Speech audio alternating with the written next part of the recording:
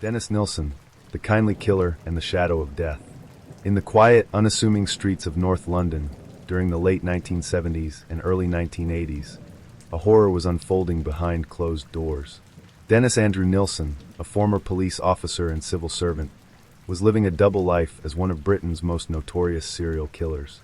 Nilsen, who later became known as the kindly killer, preyed on young, vulnerable men whom he would lure to his home with offers of food, alcohol, and companionship. Once there, Nilsen would strangle his victims, sometimes drowning them, before keeping their bodies for days or even months in his flat. Between 1978 and 1983, Nilsen confessed to killing at least 15 young men, though the exact number remains uncertain. His killings were characterized by their gruesome nature and his chilling lack of remorse. Nilsen would often keep the bodies of his victims for extended periods, bathing and dressing them, and sometimes engaging in acts of necrophilia. When the bodies began to decompose, he would dismember them and dispose of the remains by burning them, flushing them down the toilet, or scattering them around his property. Nilsen's crimes were finally discovered in February 1983, when plumbing complaints at his Muswell Hill flat led to the discovery of human remains in his drains. What followed was a shocking investigation that revealed not only the extent of Nilsen's depravity, but also the failures in the systems that allowed him to evade detection for years. Dennis Andrew Nilsen was born on November 23, 1945, in Fraserburgh, a small fishing village in Aberdeenshire, Scotland. He was the second of 3 children born to Olav Magnus Moksheim, a Norwegian soldier, and Elizabeth Duthie White, a Scottish woman. A troubled childhood. Nilsen's childhood was marked by instability and emotional neglect. His parents' marriage was fraught with conflict, and they divorced when Dennis was just 4 years old. After the divorce, Nilsen's father had little involvement in his life, leaving his mother to raise the children on her own. The family lived in poverty, and young Dennis often felt neglected and overshadowed by his siblings. One of the most formative events of Nilsen's childhood was the death of his grandfather, Andrew White, in 1951.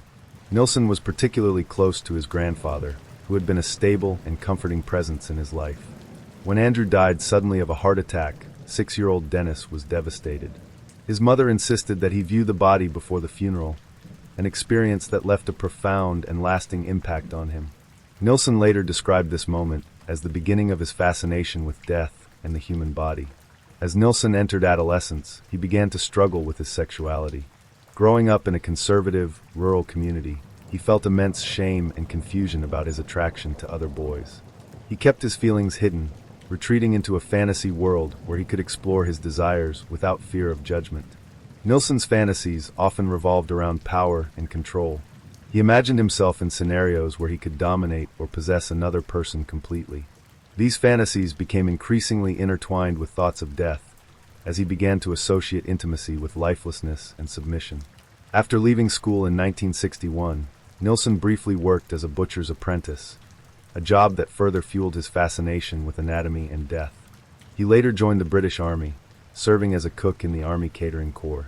During his time in the military, Nilsen honed his skills in dissection and food preparation, abilities that would later play a chilling role in his crimes. Post-Army life and police work. After leaving the Army in 1972, Nilsen moved to London, where he briefly worked as a police officer with the Metropolitan Police. This career choice seemed to align with his desire for authority and control, but he quickly became disillusioned with the role and resigned after less than a year. Nilsen then took a job as a civil servant, working for the Department of Employment. By all outward appearances, he was a quiet, unremarkable man, living a solitary life in rented flats. However, beneath this facade, Nilsen was grappling with dark and violent urges that would soon manifest in horrific ways. Dennis Nilsen's first known victim was Stephen Holmes, a 14-year-old boy whom Nilsen met on December 30, 1978. Holmes had been attempting to buy alcohol at a pub in the West End of London when Nilsen approached him. Nilsen invited the boy back to his flat at 195 Melrose Avenue in Cricklewood, offering him alcohol and a place to sleep. The following morning, Nilsen awoke to find Holmes still asleep in his bed. Overcome by the fear that the boy would leave and the desire to prevent him from doing so, Nilsen decided to kill him. He strangled Holmes with a necktie and then drowned him in a bucket of water. After killing Holmes, Nilsen kept the body in his flat for several days. He later dismembered the remains and burned them in a bonfire in the garden behind his building. This pattern of killing, keeping the body, and eventually disposing of the remains would become Nilsen's modus operandi. Dennis Nilsen's reign of terror spanned nearly 5 years, between 1978 and 1983, during which he preyed on vulnerable men and boys in London. Nilsen's victims were often individuals who had fallen through society's cracks: homeless young men, runaways, sex workers, or those struggling with addiction. These were people who could disappear without notice, which made them easy targets for a killer like Nilsen. Nilsen's method was disturbingly calculated. He would lure his victims to his home with the promise of food, alcohol, or shelter, often using his charm and the guise of kindness to gain their trust. Once there, he would wait until they were incapacitated, either drunk or passed out, and then strangle them, occasionally drowning them to ensure death. What set Nilsen apart from even the most depraved killers was his treatment of the bodies. He kept many of his victims' corpses for days, weeks, or even months, bathing, dressing, and posing them as if they were still alive. His obsession with control extended beyond death, as he often engaged in necrophilic acts with the bodies before finally dismembering them and disposing of the remains. This chapter delves into the known victims of Dennis Nilsen, exploring the circumstances of their deaths, the aftermath, and the details revealed through autopsy reports and police investigations. Victim 1, Stephen Holmes, December 1978. Stephen Holmes, a 14-year-old schoolboy, was Dennis Nilsen's first known victim. On the evening of December 30th, 1978, Nilsen encountered Holmes in a London pub. Holmes had been trying to buy alcohol, but his youthful appearance made it difficult for him to succeed. Nilsen, then 33 years old, approached him and offered to take him back to his flat at 195 Melrose Avenue for drinks. Once at the flat, the two drank heavily, and Stephen eventually fell asleep. In the early hours of the morning, Nilsen found himself overcome by a need to prevent Holmes from leaving. He later described this moment of compulsion as the driving force behind his first murder. Using a necktie, Nilsen strangled Holmes before drowning him in a bucket of water. Nilsen kept Holmes' body in his flat for several days. He washed and dressed the corpse, treating it as though it were still alive. When the body began to decompose, Nilsen dismembered it, burning the remains in a bonfire in the garden. He added car tires to the fire to mask the smell of burning flesh. The murder of Stephen Holmes marked the beginning of Nilsen's descent into darkness. In his later confessions, he admitted that after this first killing, he experienced a sense of relief and believed he had found an outlet for his fantasies. Victim 2, Kenneth Ockenden, May 1981. Kenneth Ockenden, a 23-year-old Canadian tourist, was one of Nilsen's most high-profile victims. Ockenden was visiting London when he crossed paths with Nilsen in a pub. The two struck up a conversation, and Nilsen offered to show Kenneth around the city. Kenneth, trusting and unaware of Nilsen's intentions, accepted the offer and accompanied him back to his flat. Once at 195 Melrose Avenue, Nilsen and Ockenden drank together. Ockenden put on a pair of headphones to listen to music, completely unaware of the danger he was in. Nilsen later described how he was suddenly overcome with the urge to kill. Using the headphone cord, he strangled Kenneth, killing him almost instantly. Nilsen kept Ockenden's body in his flat for several days. He posed the corpse in different positions, taking photographs to preserve the memory. He later admitted that Kenneth's murder gave him a sense of companionship, something he deeply craved. When the body began to decay, Nilsen dismembered it, boiling some of the flesh to separate it from the bones. The remains were then burned in a bonfire. Kenneth Ockenden's disappearance sparked significant media attention, as his family in Canada launched a desperate search for him. However, Nilsen's ability to blend into society and the lack of evidence at the time allowed him to avoid detection. Victim 3, Martin Duffy, May 1980. Martin Duffy was a 16-year-old runaway from Liverpool. Homeless and struggling to survive in London, he was sleeping rough at Euston Station when he met Dennis Nilsen. Nilsen, ever the predator, recognized Martin's vulnerability and offered him a place to stay for the night. Back at Nilsen's flat, Martin accepted food and drink. After he fell asleep, Nilsen strangled him and drowned him in the kitchen sink. Nilsen kept Martin's body in his flat for several days, treating it with the same level of care and attention he showed to his other victims. When the decomposition process began, he dismembered the corpse and disposed of the remains by burning them in his garden. Martin's death is a stark example of how Nilsen targeted society's most vulnerable individuals, exploiting their desperation and trust to commit his heinous acts. Victim 4, Carl Stade, 1982, the survivor. Unlike most of Nilsen's victims, Carl Stade, a 21-year-old drag artist, survived his encounter with the killer. Carl met Nilsen in a pub and, after a night of drinking, agreed to return to his flat. The following morning, Nilsen attempted to strangle Carl while he was sleeping. He then placed Carl's unconscious body in a bath filled with water, believing he was dead. However, Carl regained consciousness, gasping for air. Nilsen, in a rare moment of hesitation, decided to spare Carl's life. Carl has since spoken publicly about his experience, describing the terrifying encounter and how close he came to death. His testimony provided critical insights into Nilsen's methods and mindset, helping investigators piece together the full extent of his crimes. Victim 5, Graham Allen, 1982. Graham Allen, a 27-year-old father of one, was another of Nilsen's victims. Allen was homeless and had been struggling with addiction when he encountered Nilsen. Nilsen invited Allen back to his flat for a meal, where he strangled him after incapacitating him. Allen's remains were among those discovered at 23 Cranley Gardens during the police investigation. His body, like many others, had been dismembered and stored in plastic bags around the flat. Victim 6, Stephen Sinclair, January 1983. Stephen Sinclair, a 20-year-old man, was Dennis Nilsen's final known victim. Sinclair, who struggled with drug addiction, met Nilsen in a pub. Nilsen lured him back to his flat with promises of food and shelter. After Sinclair passed out from drinking, Nilsen strangled him with a ligature. Stephen's body was kept in Nilsen's flat for several days before being dismembered. His death marked the end of Nilsen's spree, as it was shortly after this murder that plumbing issues at 23 Cranley Gardens led to the discovery of human remains and Nilsen's eventual arrest.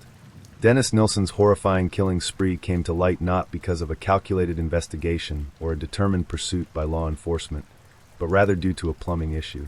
The gruesome discovery of human remains in the drains of his Muswell Hill flat at 23 Cranley Gardens in February 1983 marked the beginning of the end for one of Britain's most prolific serial killers. The tenants of 23 Cranley Gardens, a three-story Victorian conversion, had been complaining for weeks about the foul smells and plumbing issues in the building. The drains were frequently backing up, and the stench was becoming unbearable. On February 8, 1983, a plumber named Michael Catran was called to investigate the problem. Catran began by inspecting the exterior drains and quickly realized that the blockage was unusual. As he worked to clear the pipes, he removed a handful of what appeared to be flesh-like materials and small bones. Initially believing the remains to be from an animal, he set them aside and continued his work. However, the discovery unsettled him, and upon closer inspection, he began to suspect that the remains were human. When Catran returned the next morning to continue his work, he noticed that someone had interfered with the pipes overnight. The blockage had been partially cleared, and some of the remains appeared to have been removed. Alarmed, he reported his findings to his supervisor, who in turn contacted the police. Inspector Peter J. was assigned to investigate the matter. On February 9, 1983, J. and his team arrived at 23 Cranley Gardens to inspect the drains and confirm the plumber's suspicions. What they found left no doubt. The remains were human. Pieces of flesh, later identified as soft tissue, and fragments of bone were retrieved from the pipes. The police immediately began questioning the tenants of the building. Dennis Nilsen, who lived in the top-floor flat, came across as calm and cooperative. When asked about the drains, he casually remarked, "It looks like someone has been flushing down their Kentucky Fried Chicken." Nilsen's flippant demeanor contrasted starkly with the evidence accumulating against him. The police decided to search his flat to investigate further. Upon entering Nilsen's flat, the police were struck by the overpowering stench of decomposition. Though the flat was tidy and sparsely furnished, the smell was unmistakable. In the corner of the living room, officers found black plastic bin bags stacked neatly.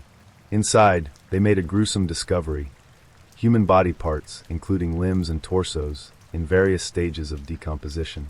The remains were wrapped in plastic and stored as if they were ordinary household items. Nilsen, who had remained calm during the search, made no attempt to deny his actions. When DCI Peter J. asked where the rest of the body was, Nilsen reportedly replied, "It's in there," gesturing toward the bags. Further questioning revealed the full scope of Nilsen's crimes. He confessed to killing at least 15 young men, though he admitted that he could not recall all their names. His matter-of-fact tone and lack of remorse stunned the officers. Dennis Nilsen was arrested on the spot and taken to Hornsey Police Station for further questioning. On the way to the station, Nilsen reportedly turned to one of the officers and said, "It's a relief to get it off my chest. I've been waiting for you." His confession at the station was both shocking and detailed. Nilsen admitted to killing his first victim, Stephen Holmes, in 1978, and went on to describe the murders of Kenneth Ockenden, Martin Duffy, and several others. He explained how he had lured his victims to his flat, killed them, and dismembered their bodies. Nilsen also provided details about his earlier murders at 195 Melrose Avenue, his previous residence, where he had killed at least 12 men before moving to Cranley Gardens in 1981. At Melrose Avenue, Nilsen had disposed of the bodies by burning them in the garden or flushing smaller remains down the toilet. The human remains recovered from the drains at Cranley Gardens were sent to forensic laboratories for analysis.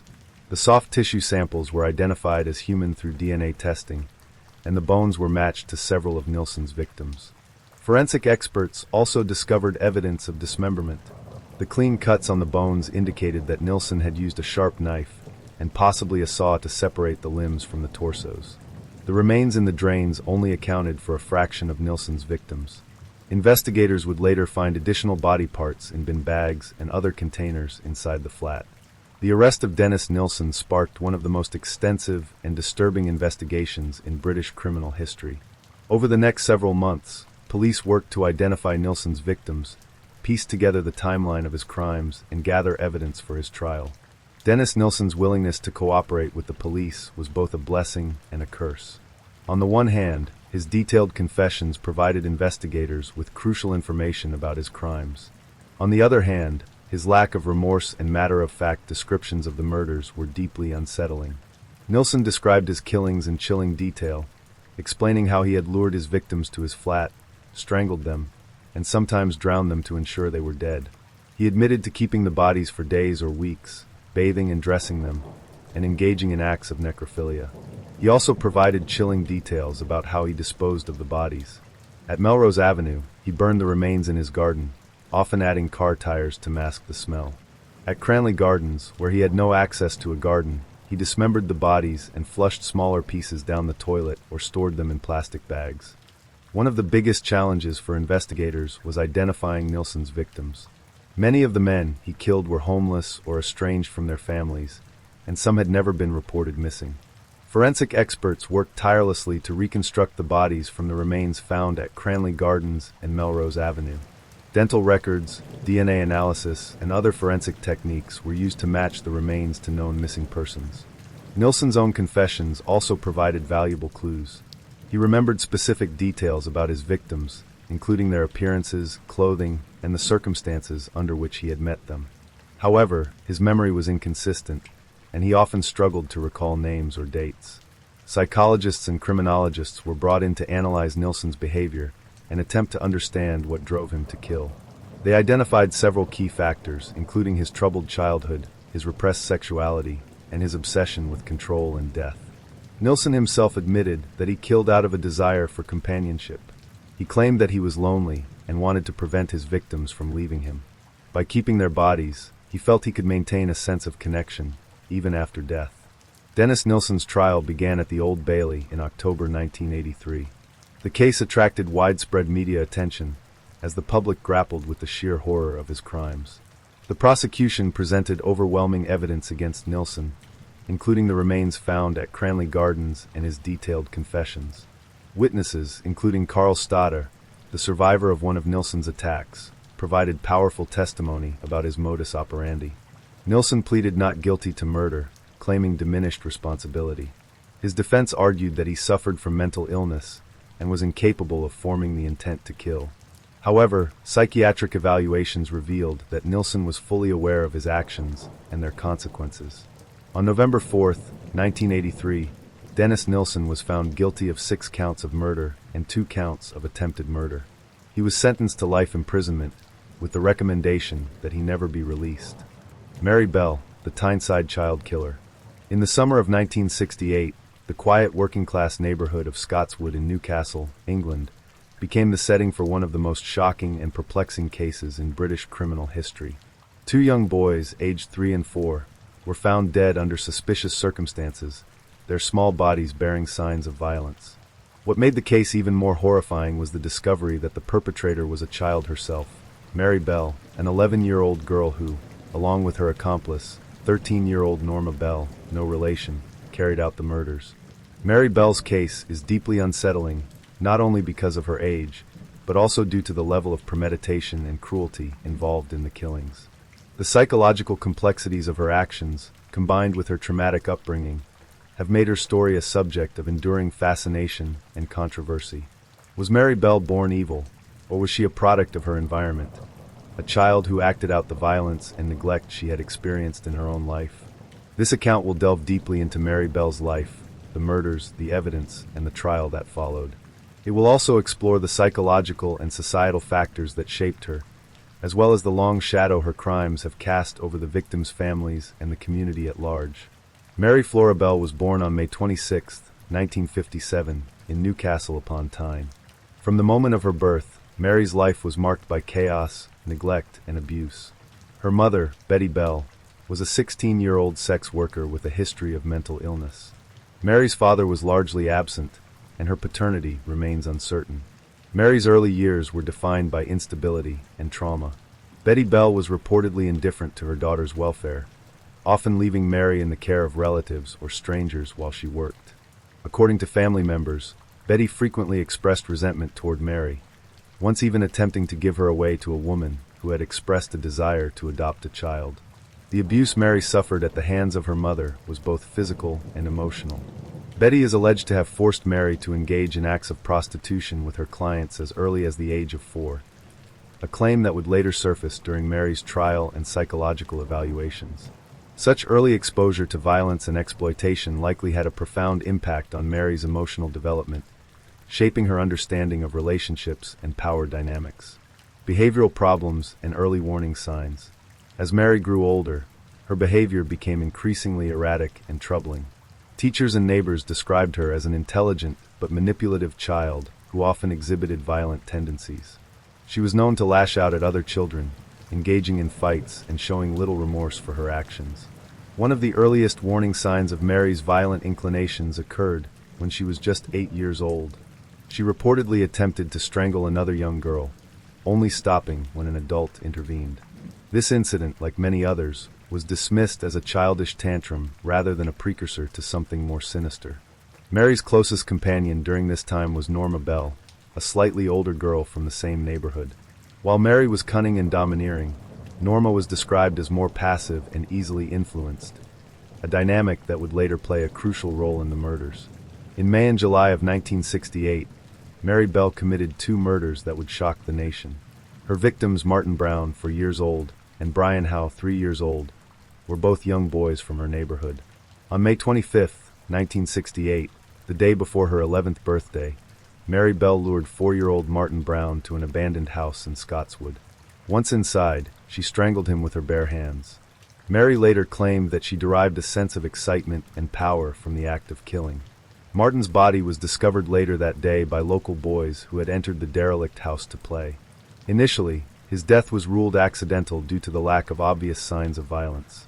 Police at the time suspected that Martin might have ingested pills or suffered a fall, as the house was littered with debris and hazardous materials. In the days following Martin's death, Mary displayed disturbing behavior. She visited Martin's house to offer condolences to his grieving family, showing no signs of guilt or remorse. She even asked Martin's mother if she could see him, claiming she wanted to say goodbye. On July 31, 1968, Mary Bell struck again. This time, her victim was Brian Howe, a 3-year-old boy from her neighborhood. Mary and Norma lured Brian to a wasteland near their homes, where Mary again strangled the child. However, this murder was even more brutal and calculated than the first. After Brian was dead, Mary used scissors to mutilate his body. She carved an M into his abdomen and cut off some of his hair. She also inflicted several small puncture wounds on his legs and genitals. These post-mortem injuries suggested a chilling level of premeditation and a desire to assert dominance over her victim. Brian's body was discovered later that evening after his family reported him missing. Unlike Martin's death, Brian's injuries made it clear that he had been the victim of a violent crime. Police launched a full-scale investigation, and the neighborhood was gripped by fear. The trial of Mary Bell began on December 5, 1968, at Newcastle Assizes. It was a case that both horrified and captivated the nation.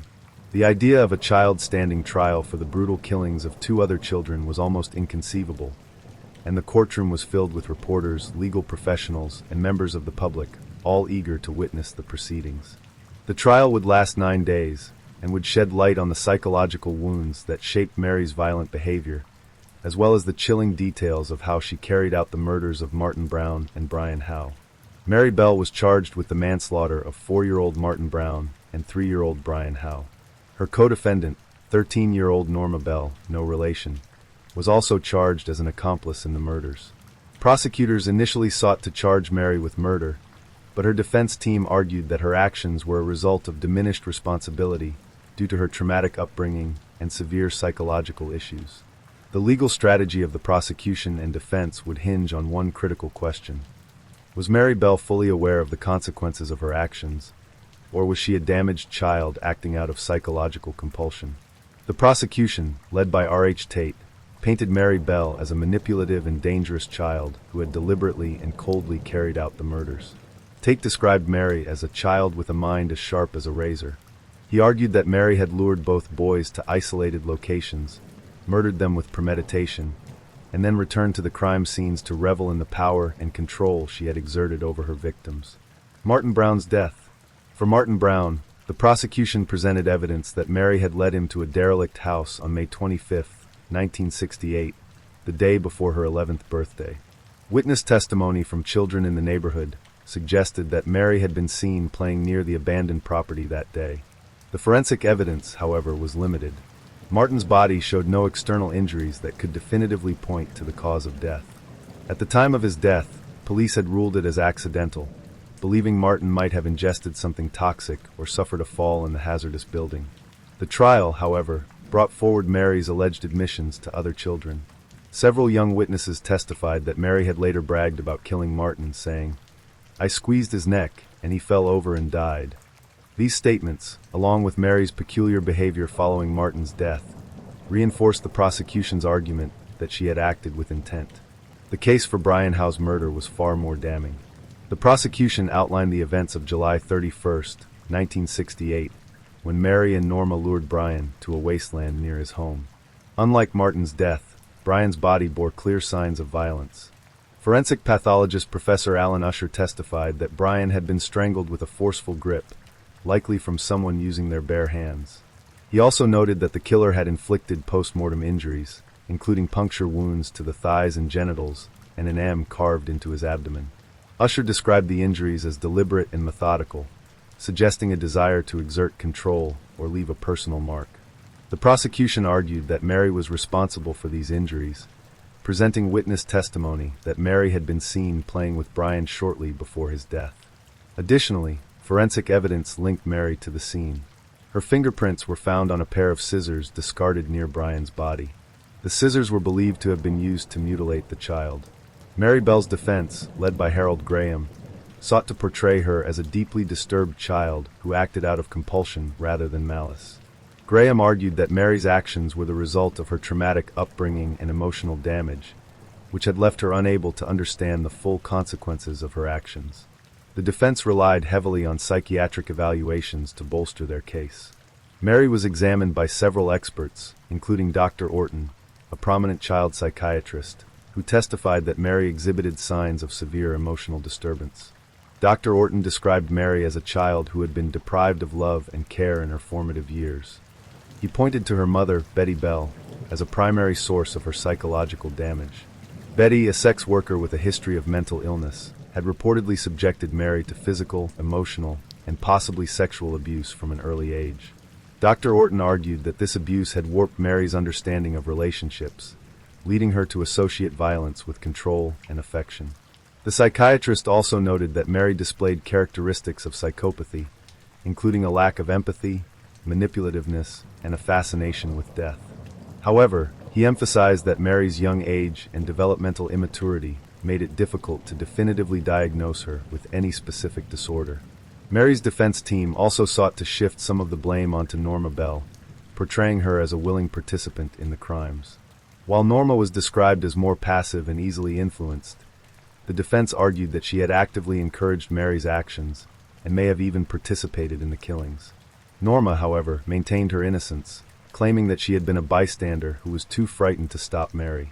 Several witnesses took the stand during the trial, including children from the neighborhood who had interacted with Mary and Norma. Their testimonies painted a complex picture of Mary's personality. Witness 1. A young boy testified that Mary had once attempted to strangle him during a play fight, only stopping when an adult intervened. Witness 2. Another child recounted how Mary had bragged about killing Martin Brown, describing the act with chilling detail. Witness 3. A neighbor testified that Mary had visited Brian Howe's mother after his death, asking if she could see Brian's body and claiming she knew something bad had happened to him. The verdict. On December 17, 1968, after 9 days of testimony and deliberation, the jury returned their verdicts. Mary Bell was found guilty of manslaughter on the grounds of diminished responsibility. The jury accepted the argument that her actions were influenced by her traumatic upbringing and psychological disturbances. Norma Bell was found not guilty of all charges and was acquitted. Mary Bell was sentenced to detention at Her Majesty's pleasure, an indefinite sentence that allowed for her release when deemed rehabilitated. The judge, Justice Cusack, described Mary as a dangerous individual who posed a significant risk to society. Mary Bell spent the next 12 years in various secure facilities and institutions, where she underwent extensive therapy and rehabilitation. Her time in custody was marked by both progress and challenges, as she struggled to come to terms with her actions and their consequences. Mary's first years in detention were spent at Red Bank Secure Unit, a facility for young offenders. Here, she was closely monitored by psychiatrists and social workers who worked to address her deep-seated psychological issues. Reports from this period describe Mary as intelligent and cooperative, but emotionally guarded. Despite her outward compliance, she often displayed manipulative tendencies, attempting to exert control over staff and other residents. In 1980, at the age of 23, Mary Bell was released from custody. She was given a new identity to protect her from public scrutiny and media attention. Her release sparked outrage among the families of her victims and the wider community, many of whom believed she should have remained behind bars for life. Mary's anonymity became a subject of heated debate in the years that followed. In 2003, she won a landmark legal battle granting her lifelong anonymity, including for her daughter, who was born after her release. Critics argued that such protections were unjust, while others maintained that Mary deserved the chance to rebuild her life away from the public eye.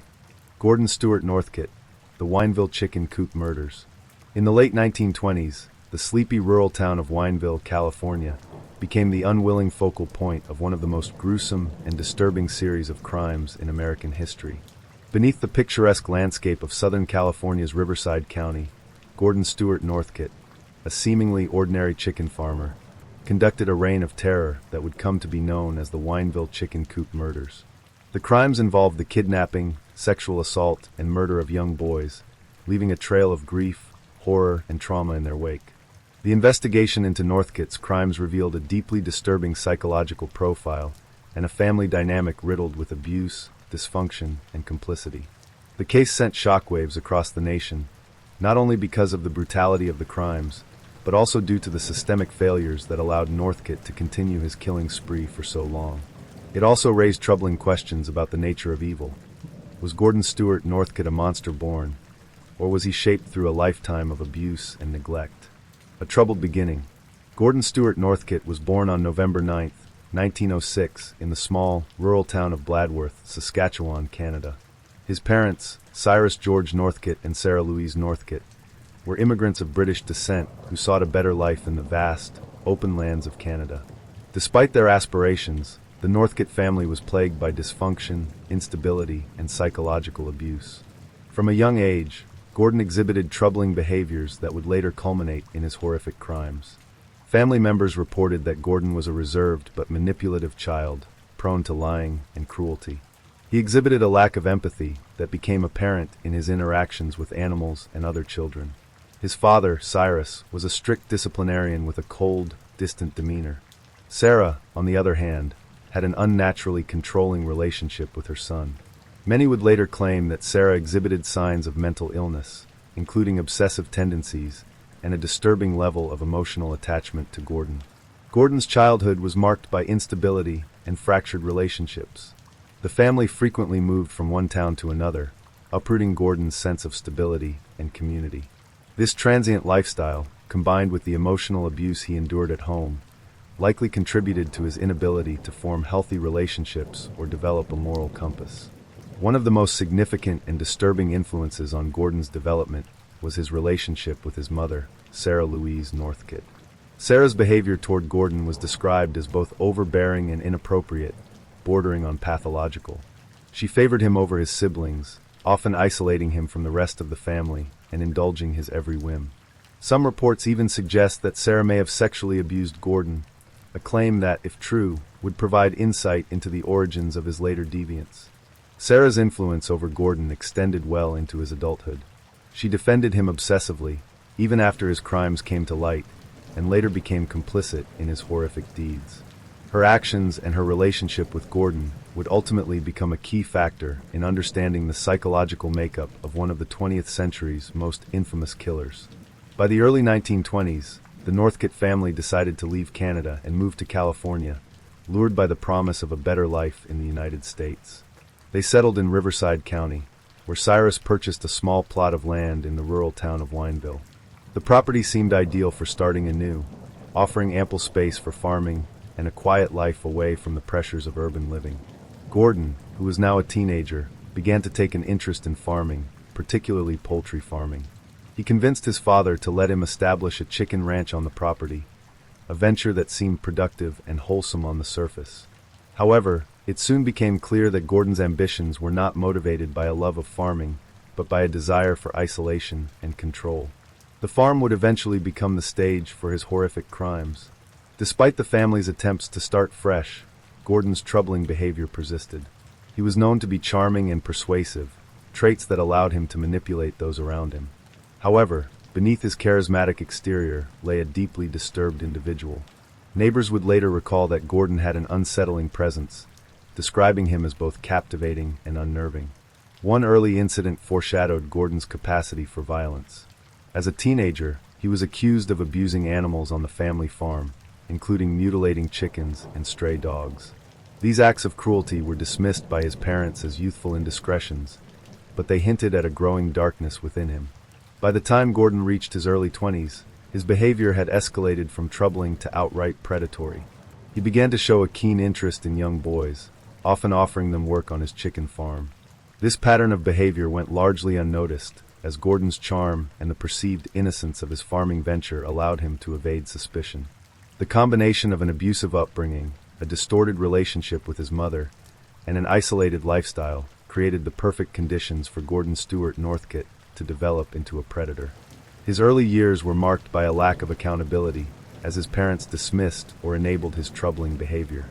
This lack of intervention allowed Gordon to grow bolder in his actions, setting the stage for the horrors that would later unfold on the Wineville chicken farm. Building the farm. In 1926, Gordon Stewart Northcott officially established his chicken farm in Wineville, California. On the surface, the farm appeared to be a modest but respectable operation. Gordon raised chickens for meat and eggs, selling his products to local markets and neighbors. However, the farm's rural location and Gordon's control over the property made it an ideal setting for his sinister activities. Gordon was a master manipulator who used his farm as a lure to attract young boys. He would often visit nearby towns and cities, scouting for potential victims. Posing as a friendly and hardworking farmer, he would approach boys and their families with offers of employment.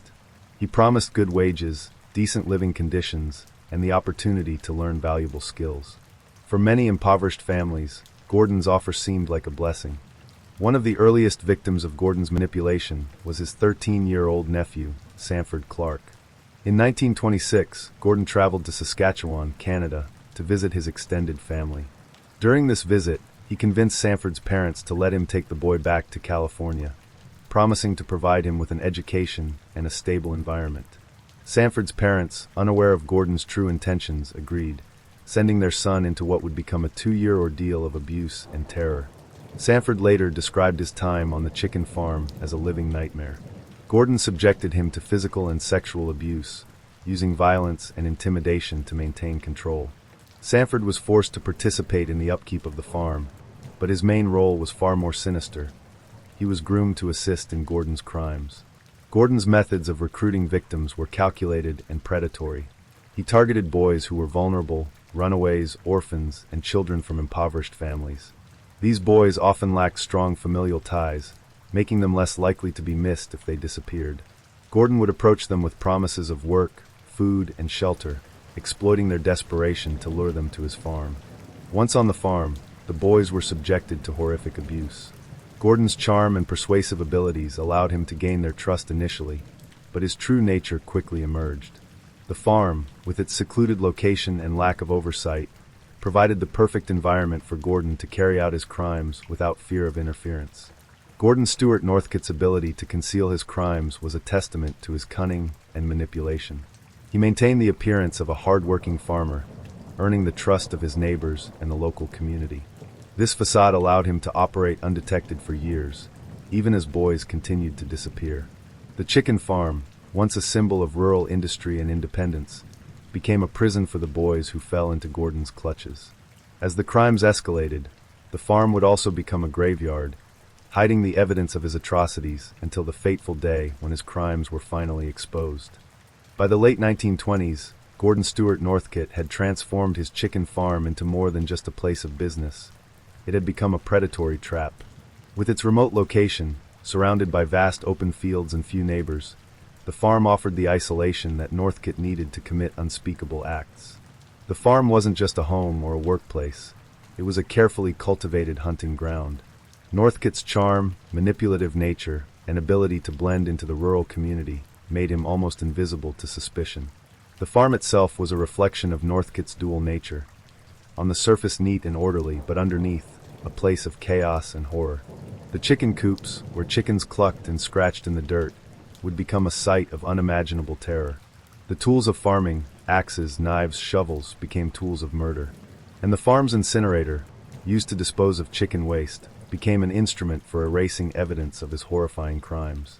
Northcote's ability to gain the trust of his neighbors played a critical role in allowing him to carry out his murders undetected. He was often seen as polite, hardworking, and resourceful.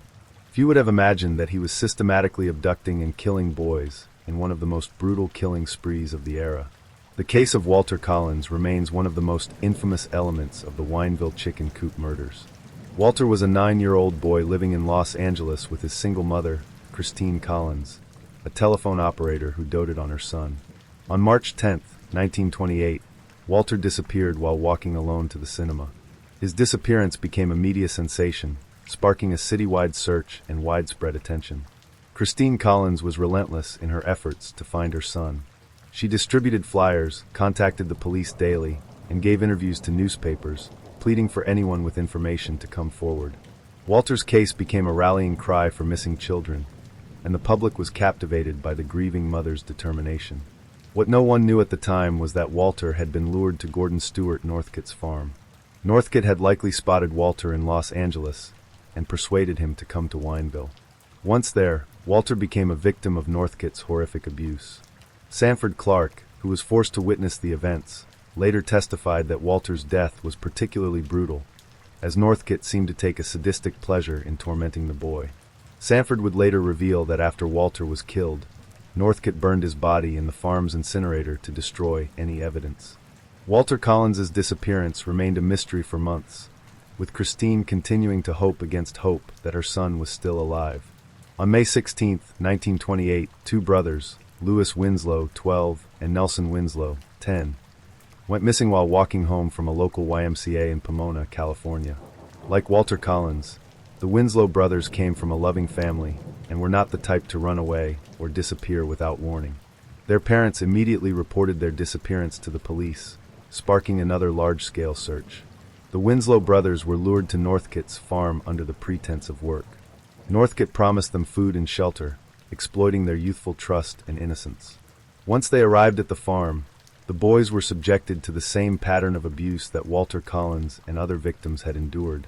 According to Sanford Clark's later testimony, Northcott kept the Winslow brothers alive for several days, during which they were repeatedly abused.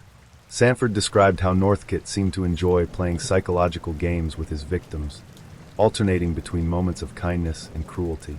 He would offer them food or engage them in conversation, only to turn violent moments later. For the Winslow brothers, the ordeal ended in murder. Northcott killed both boys, once again using the incinerator to dispose of their bodies. While Walter Collins and the Winslow brothers are among the few identified victims, they were not the only boys to fall prey to Northcott. Investigators would later uncover evidence suggesting that Northcott may have killed as many as 20 boys, though the exact number remains unknown. Many of his victims were runaways or boys from impoverished families, children who were already vulnerable and unlikely to be missed. Sanford Clark later testified that Northcott's methods of killing varied. Some boys were strangled, others bludgeoned, and some were mutilated before being killed. Northcott's cruelty knew no bounds, and he seemed to take a perverse pleasure in the power he held over his victims. Sanford Clark's role in the murders is one of the most complex and heartbreaking aspects of the case. As a 13-year-old boy, Sanford was both a victim and a reluctant participant in Northcott's crimes. Northcott used physical violence and psychological manipulation to keep Sanford under his control, forcing him to assist in the abductions and murders. Sanford later described how Northcott would force him to help dig graves or clean up after murders, threatening him with death if he refused. Sanford's testimony paints a chilling picture of life on the farm, a place where fear and violence were constant companions. Despite his involvement, Sanford's ultimate role in the case was that of a whistleblower. His courage in coming forward and recounting the horrors he witnessed was instrumental in bringing Northcott to justice. As Northcott's crimes continued, his behavior became increasingly erratic. Investigators would later speculate that he was emboldened by his ability to evade detection, leading him to take greater risks. He began abducting boys from increasingly public places, including parks and schools, seemingly unconcerned about being caught. Northcott's relationship with his mother, Sarah Louise Northcott, also played a role in his escalating violence. Sarah, who had an unhealthy attachment to her son, not only enabled his behavior, but also became directly involved in the crimes. Sanford Clark would later testify that Sarah helped Gordon dispose of bodies, and in at least one instance, she may have participated in a murder. The turning point in the case came in August 1928, when Sanford Clark's older sister, Jessie Clark, traveled from Canada to visit her brother. Jessie had grown concerned after receiving letters from Sanford that hinted at abuse and trouble on the farm. Her visit would set off a chain of events that ultimately led to Northcott's arrest. When Jessie arrived at the farm, she immediately noticed that something was wrong. Sanford was thin, pale, and visibly terrified. Under Northcott's watchful eye, Sanford was unable to speak freely, but he managed to communicate his fear through subtle gestures. Jessie's suspicions grew, and after returning to Canada, she reported her concerns to local authorities. Jessie's report reached the United States Consulate, which contacted the Riverside County Sheriff's Department. The chain of communication culminated in a decision to investigate the Wineville chicken farm. On August 31, 1928, Riverside County deputies arrived at the Northcott farm to investigate Jessie Clark's claims. What they found would haunt them for the rest of their lives. Sanford Clark, terrified but relieved, finally opened up about what had been happening on the farm. He told investigators about the boys who had been lured, abused, and murdered, guiding them to locations where bodies had been buried or burned. Investigators searched the property and discovered evidence of Northcott's crimes, including human remains. Bones and fragments were found scattered across the property, some burned beyond recognition. Personal belongings, clothing and personal items belonging to the missing boys were recovered from Northcott's home. Bloodstains. The interior of the chicken coop showed signs of violence, with bloodstains on the walls and floor. The evidence was overwhelming, and it confirmed the horrific stories Sanford had told. Upon learning that the authorities were closing in, Gordon Stewart Northcott fled the farm with his mother, Sarah Louise. The pair traveled north, eventually crossing the border into Canada. However, their freedom was short-lived. On September 19, 1928, Northcott and his mother were arrested in Vernon, British Columbia, bringing an end to their flight and marking the beginning of one of the most sensational criminal trials in American history. The search of the chicken farm in Wineville was one of the most harrowing tasks ever undertaken by the Riverside County Sheriff's Department. For the officers assigned to the case, what began as a routine welfare check evolved into a gruesome excavation of human remains and a descent into unimaginable depravity. Led by Deputy Sheriff George W. Hara, the initial investigation focused on validating the claims made by Sanford Clark, the terrified and emaciated teenage boy who had been rescued from the farm. Sanford had described in chilling detail the murders he had witnessed, the methods Gordon Stewart Northcott used to dispose of the bodies, and his own forced participation in the crimes. His testimony was graphic and horrifying, but investigators were initially skeptical. Could one man, working in isolation, be capable of such calculated evil? It didn't take long for the physical evidence to confirm Sanford's story. The farm was littered with signs of Northcott's vile acts, and every corner of the property seemed to hold another piece of evidence that painted a macabre picture. The first breakthrough came when investigators began digging in the areas Sanford had described as grave sites. Their shovels unearthed charred and mutilated human bones, some of which were so badly burned that they were little more than fragments. Forensic experts at the time struggled to identify the remains due to the primitive technology available, but it was clear that multiple victims had been buried and incinerated on the property. One of the most chilling discoveries was that of small fragments of skulls and teeth, which investigators believed belonged to children no older than 10 or 12. The incinerator, ostensibly used for burning chicken waste, had been repurposed by Northcott to destroy evidence of his crimes. It was here that he burned the bodies of his victims, reducing them to ashes and bone fragments. The chicken coop itself, which had been the center of Northcott's farm operations, turned out to be a crime scene. Investigators found bloodstains on the wooden floorboards, walls, and work tables. The patterns of the stains suggested violent struggles, and forensic analysis indicated that the blood belonged to multiple individuals. The coop also contained tools that Northcott had used in his murders and mutilations, including saws, knives, and a hammer. These tools, typically used for farm work, had become instruments of torture and death in Northcott's hands. Among the most heartbreaking pieces of evidence found on the farm were items of clothing and personal belongings that investigators were able to link to the missing boys. These included shoes, hats, and scraps of torn fabric. Families of the victims would later confirm that these items belonged to their sons, providing devastating proof of Northcott's culpability. Sanford Clark, though just 15 years old at the time, became the star witness in the case against Gordon Stewart Northcott. The boy's testimony was both compelling and deeply disturbing, as he recounted in vivid detail the horrors he had endured and witnessed during his 2 years on the farm.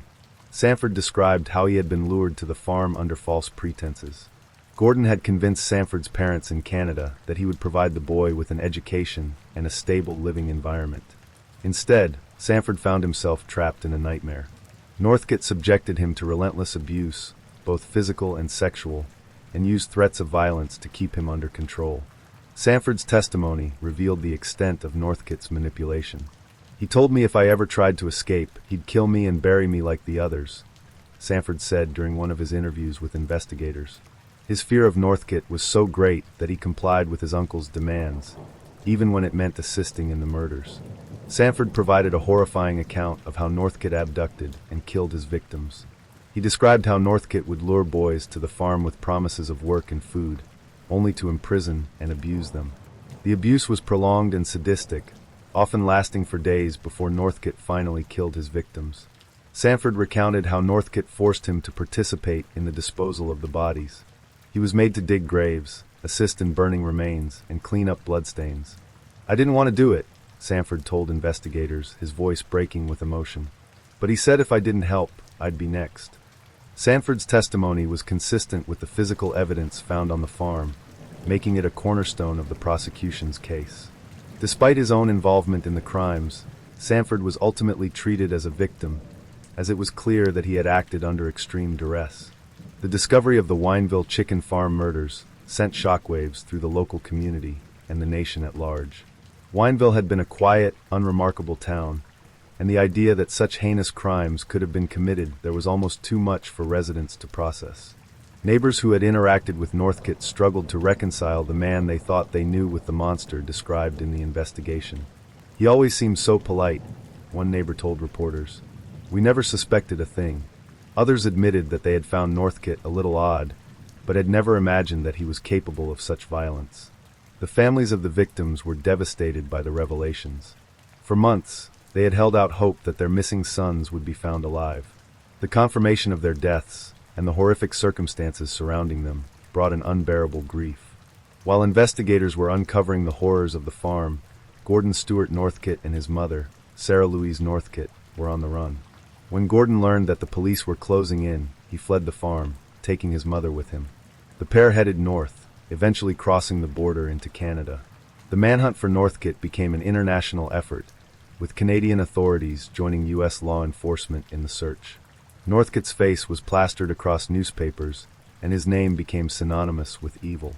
After several weeks on the run, Gordon and Sarah were finally apprehended in Vernon, British Columbia, on September 19, 1928. Their arrest marked the beginning of the legal proceedings that would bring Northcott to justice and reveal the full extent of his crimes. Back in California, investigators continued to build their case against Northcott. Forensic experts sifted through the remains found on the farm, attempting to identify the victims. While the technology of the time limited their ability to make definitive identifications, they were able to connect several pieces of evidence to the missing boys, including Walter Collins and the Winslow brothers. The evidence against Northcott was overwhelming. The physical remains, the bloodstains, the personal belongings, and Sanford Clark's testimony painted a damning picture of a man who had committed unspeakable acts of violence. The trial of Gordon Stewart Northcott was one of the most sensational criminal cases of the 1920s. It captivated the nation, with newspapers providing daily updates on the proceedings. The trial not only exposed the depths of Northcott's depravity, but also raised important questions about justice, accountability, and the nature of evil. By the time Gordon Stewart Northcott was apprehended in Vernon, British Columbia, and extradited to California, the world was already fixated on the story. The gruesome discovery of human remains on the Wineville chicken farm, the horrifying testimony of Sanford Clark, and the sheer number of missing boys linked to Northcott had ignited a media frenzy. Newspapers across the United States and Canada published daily updates on the case, dubbing Northcott the Wineville chicken coop killer. The trial would become one of the most sensational criminal proceedings of the 1920s, not only because of the shocking nature of the crimes, but also due to Northcott's erratic courtroom behavior, his mother's unsettling role, and the legal system's struggle to assign blame to the various players involved.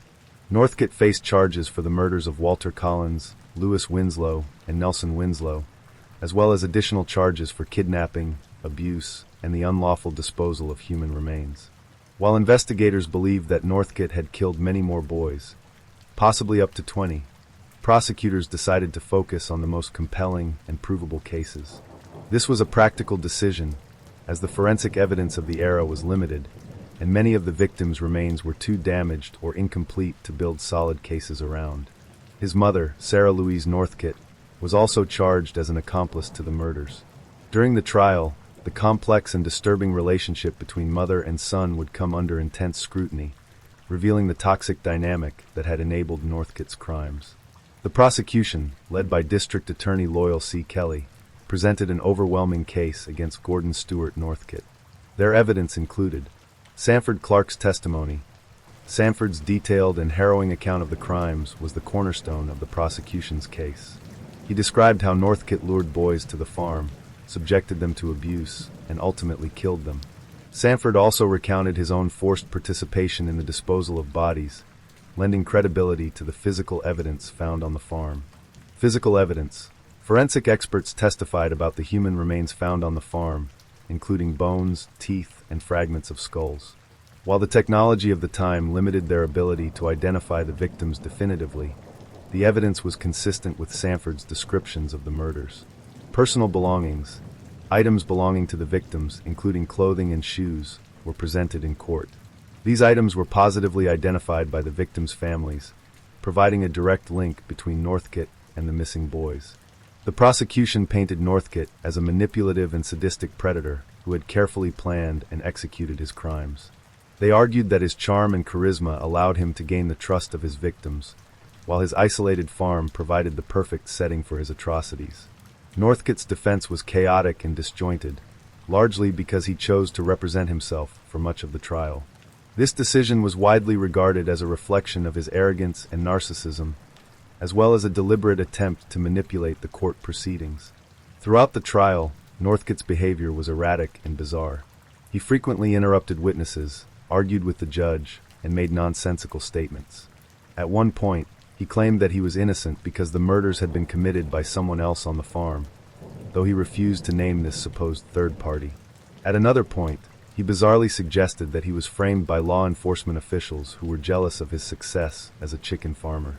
Observers in the courtroom described Northcote as cold and emotionless one moment and delirious and unhinged the next. His alternating charm and aggression confused jurors and often undermined his credibility. Northcote's primary strategy was to shift blame onto others, particularly his nephew, Sanford Clark, and his mother, Sarah Louise Northcote. He claimed that Sanford had exaggerated his role in the crimes to protect himself, and that Sarah had been the true mastermind behind the murders. While there was some truth to Sarah's involvement, she had confessed to killing Walter Collins during a separate hearing. Northcote's attempts to portray himself as a mere bystander were contradicted by the overwhelming evidence against him. Sarah Louise Northcote's role in the case added a disturbing layer to an already horrifying story. During her own trial, Sarah pleaded guilty to the murder of Walter Collins, a shocking admission that spared her the death penalty, but implicated her deeply in her son's crimes. Sarah's testimony revealed the toxic and abusive relationship she had with Gordon. She admitted to helping him dispose of bodies and claimed that her own mental instability had driven her to participate in the crimes. However, she stopped short of taking full responsibility, insisting that Gordon was the primary perpetrator. Sarah's courtroom demeanor was described as odd and unsettling. She appeared detached and unemotional, even when describing the murders. Her guilty plea and subsequent life sentence brought some measure of justice, but her admission raised troubling questions about the extent to which she had influenced Gordon's behavior. The prosecution called several key witnesses to testify against Northcote, each of whom provided damning evidence. Sanford Clark, as the star witness, Sanford's testimony was the most detailed and impactful.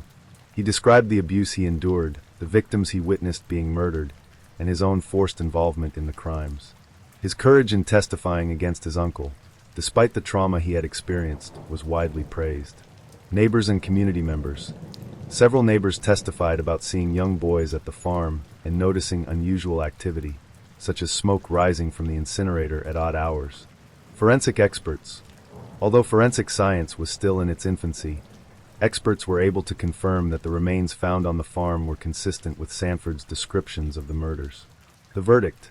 On February 8, 1929, after weeks of testimony and deliberation, the jury returned its verdict. Gordon Stewart Northcote was found guilty of the murders of Louis Winslow, Nelson Winslow, and an unidentified Mexican boy, referred to in court as the Headless Mexican. Northcote was sentenced to death by hanging, a punishment that reflected both the severity of his crimes and the public's demand for justice. His execution was scheduled to take place at San Quentin State Prison in California. In a separate trial, Sarah Louise Northcote was sentenced to life in prison after pleading guilty to the murder of Walter Collins. Her admission provided some closure to Christine Collins, Walter's mother, but it also deepened the tragedy of the case. Sarah, like her son, had manipulated and destroyed young lives, leaving a legacy of pain and grief. The long walk to justice. Gordon Stewart Northcote spent nearly 2 years on death row at San Quentin State Prison. During this time, he maintained his innocence, writing letters to newspapers and appealing for clemency. His attempts to portray himself as a victim of injustice were met with little sympathy, as the evidence of his guilt was overwhelming. On October 2, 1930, Northcote was executed by hanging. Witnesses described him as calm and composed in his final moments, though he refused to offer any final words of remorse or apology. His death marked the end of a terrifying chapter in American criminal history, but the scars left by his crimes would endure for generations. The families of Northcote's victims struggled to rebuild their lives in the aftermath of the murders. For Christine Collins, the mother of Walter Collins, the pain of losing her son was compounded by the corruption and incompetence of the Los Angeles Police Department, which had initially mishandled her case. Christine became an advocate for missing children, working to ensure that no other parent would have to endure the same agony. The town of Wineville was so deeply scarred by its association with the murders that it officially changed its name to Mira Loma in 1930. The new name was an attempt to distance the community from the horrors that had occurred there, but the story of the Wineville chicken coop murders remains a dark chapter in the town's history. The Wineville chicken coop murders highlighted the vulnerabilities of children in the early 20th century and the need for stronger protections. The case also underscored the importance of thorough police work and the dangers of corruption and negligence in law enforcement. Albert Fish, the gray man of cannibalism and murder. The boogeyman of 1920s America. Few names in the annals of true crime evoke as much terror and revulsion as Albert Fish. Known by such chilling monikers as the Gray Man, the Brooklyn Vampire, and the Boogeyman, Fish was one of the most sadistic and depraved serial killers in American history.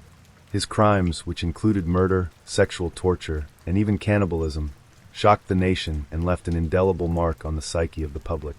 Operating during the early 20th century, Fish preyed on children, luring them with his kindly, grandfatherly demeanor before subjecting them to unimaginable horrors.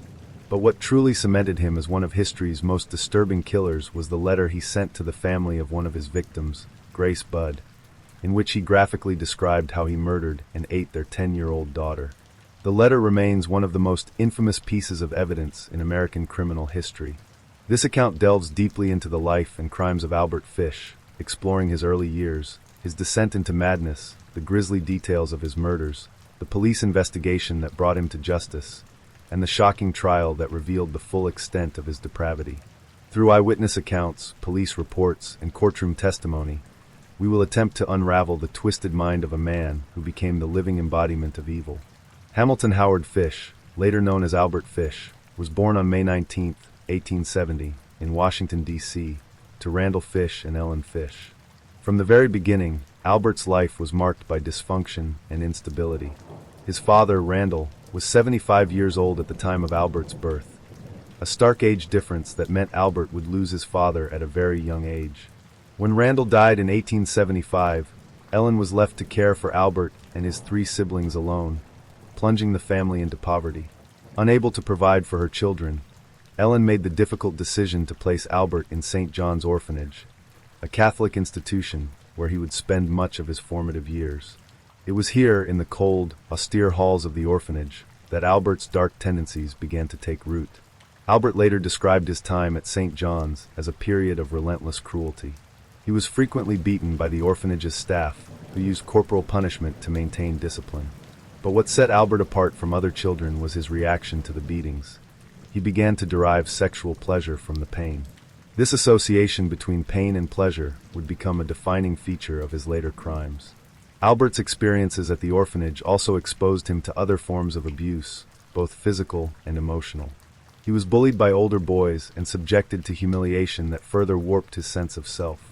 By the time he left the orphanage at the age of 9, Albert was already deeply scarred, both psychologically and emotionally. Albert Fish's descent into madness can also be traced to his family's history of mental illness. Several of his relatives suffered from severe psychological disorders, including his mother, who was prone to hallucinations and erratic behavior. One of his uncles was diagnosed with mania, while another relative was institutionalized for schizophrenia. This hereditary predisposition to mental instability, combined with the trauma of his childhood, created the perfect conditions for Albert's later descent into depravity. By the time Albert rejoined his mother in the late 1870s, she had secured a job in Washington, D.C., and was able to care for her children once again. However, the damage to Albert's psyche had already been done. In the years that followed, he began to exhibit increasingly bizarre and disturbing behavior. In 1880, the Fish family moved to New York City, where Albert began to explore the darker corners of his mind. As a young teenager, he developed a fascination with pain and mutilation, often experimenting on himself. He would insert needles into his body, particularly into his groin, and beat himself with spiked paddles. These acts of self-harm were not just compulsions, they were acts of sexual gratification. As Albert grew older, his interests expanded to include children. He began working as a painter and handyman, jobs that allowed him access to neighborhoods and families. Outwardly, he appeared harmless, an unassuming man with a quiet demeanor. But beneath the surface, his dark fantasies were beginning to take shape. By the turn of the 20th century, Albert Fish had perfected the art of hiding in plain sight. On the surface, he was a hard-working laborer and a devoted father to his 6 children. His wife, Anna Hoffman, described him as a quiet and unremarkable man, though she would later discover the horrifying truth about his private life. While Albert appeared to be a normal family man, he was secretly indulging in his darkest desires. He developed a fascination with sadomasochism, frequently visiting brothels where he paid sex workers to beat and humiliate him. He also began experimenting with cannibalism, consuming raw meat as part of his escalating fantasies. One of Fish's most disturbing practices was his habit of writing obscene letters to women and children. He would scour classified ads in newspapers, often targeting widows or single mothers who were seeking companionship. Posing as a wealthy and respectable gentleman, Fish would initiate correspondence with his victims, gradually introducing lewd and graphic language into his letters. In some cases, he would describe acts of torture and murder in explicit detail. These letters, while unsettling, were only a precursor to Fish's later crimes. They reveal the depth of his depravity and his willingness to manipulate and exploit his victims. While Fish's later murders would gain the most notoriety, his criminal behavior began long before he was caught. In the early 1910s, Fish began abducting and assaulting children. He frequently targeted young boys, whom he lured with promises of money or candy. Once he had gained their trust, he would subject them to horrific abuse before abandoning them. Many of Fish's early victims survived their encounters with him, though they were left traumatized and unable to fully describe their attacker. Fish's ability to blend into his surroundings and adopt a grandfatherly persona allowed him to evade suspicion for years. The Budd family, like so many others in the late 1920s, was weathering the hardships of the Great Depression. They lived modestly in a small, rented apartment on West 15th Street in Manhattan. The father, Albert Budd, worked tirelessly to support his family, while his wife, Delia, managed their home and children. Their eldest son, 18-year-old Edward Budd, was determined to help ease the family's financial burden. Hoping to find work in the countryside, Edward placed an ad in the classified section of the New York World. Young man 18 wishes position in country. Edward Budd, 406 West 15th Street. The ad caught the attention of Albert Fish. At this point, Fish was already an experienced predator, and he saw the ad as an opportunity to enact one of his most horrific fantasies. Using the alias Frank Howard, Fish posed as a wealthy farmer from Farmingdale, New York, an affable and kind-hearted older man seeking a strong, capable young worker to help with his farm. On May 28, 1928, Fish arrived at the Budd family's apartment dressed in his most respectable clothes. His hair was neatly combed, and he carried himself with a gentle, grandfatherly demeanor. He introduced himself as Frank Howard and spoke at length about his prosperous farm, describing in detail the idyllic lifestyle Edward would enjoy while working for him.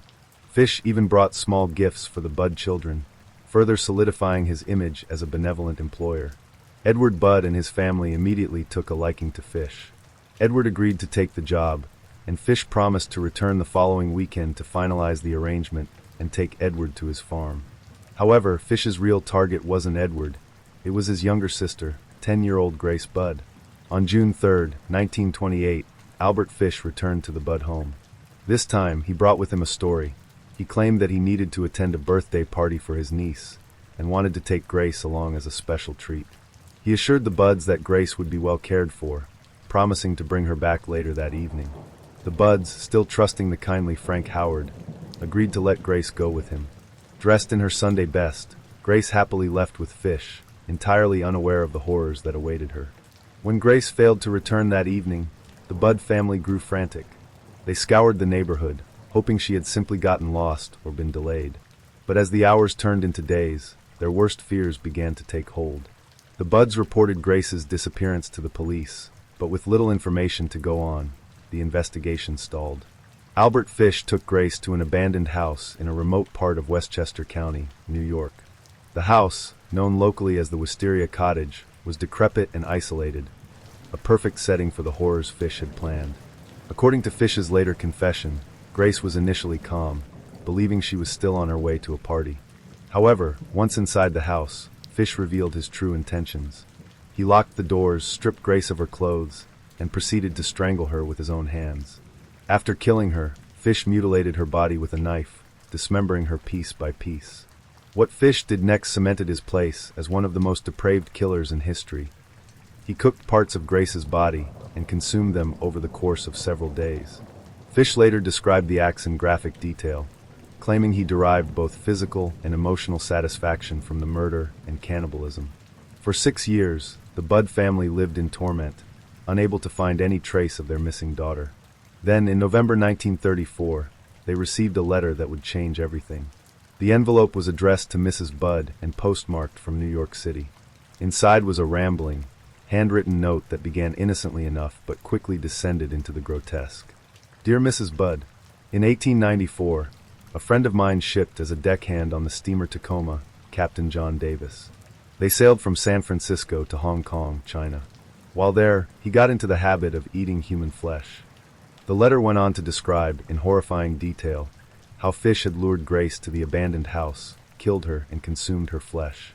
Fish claimed he had not sexually assaulted Grace, as he was too old to commit such acts, but his description of the mutilation was so graphic and explicit that it left no doubt about his depravity.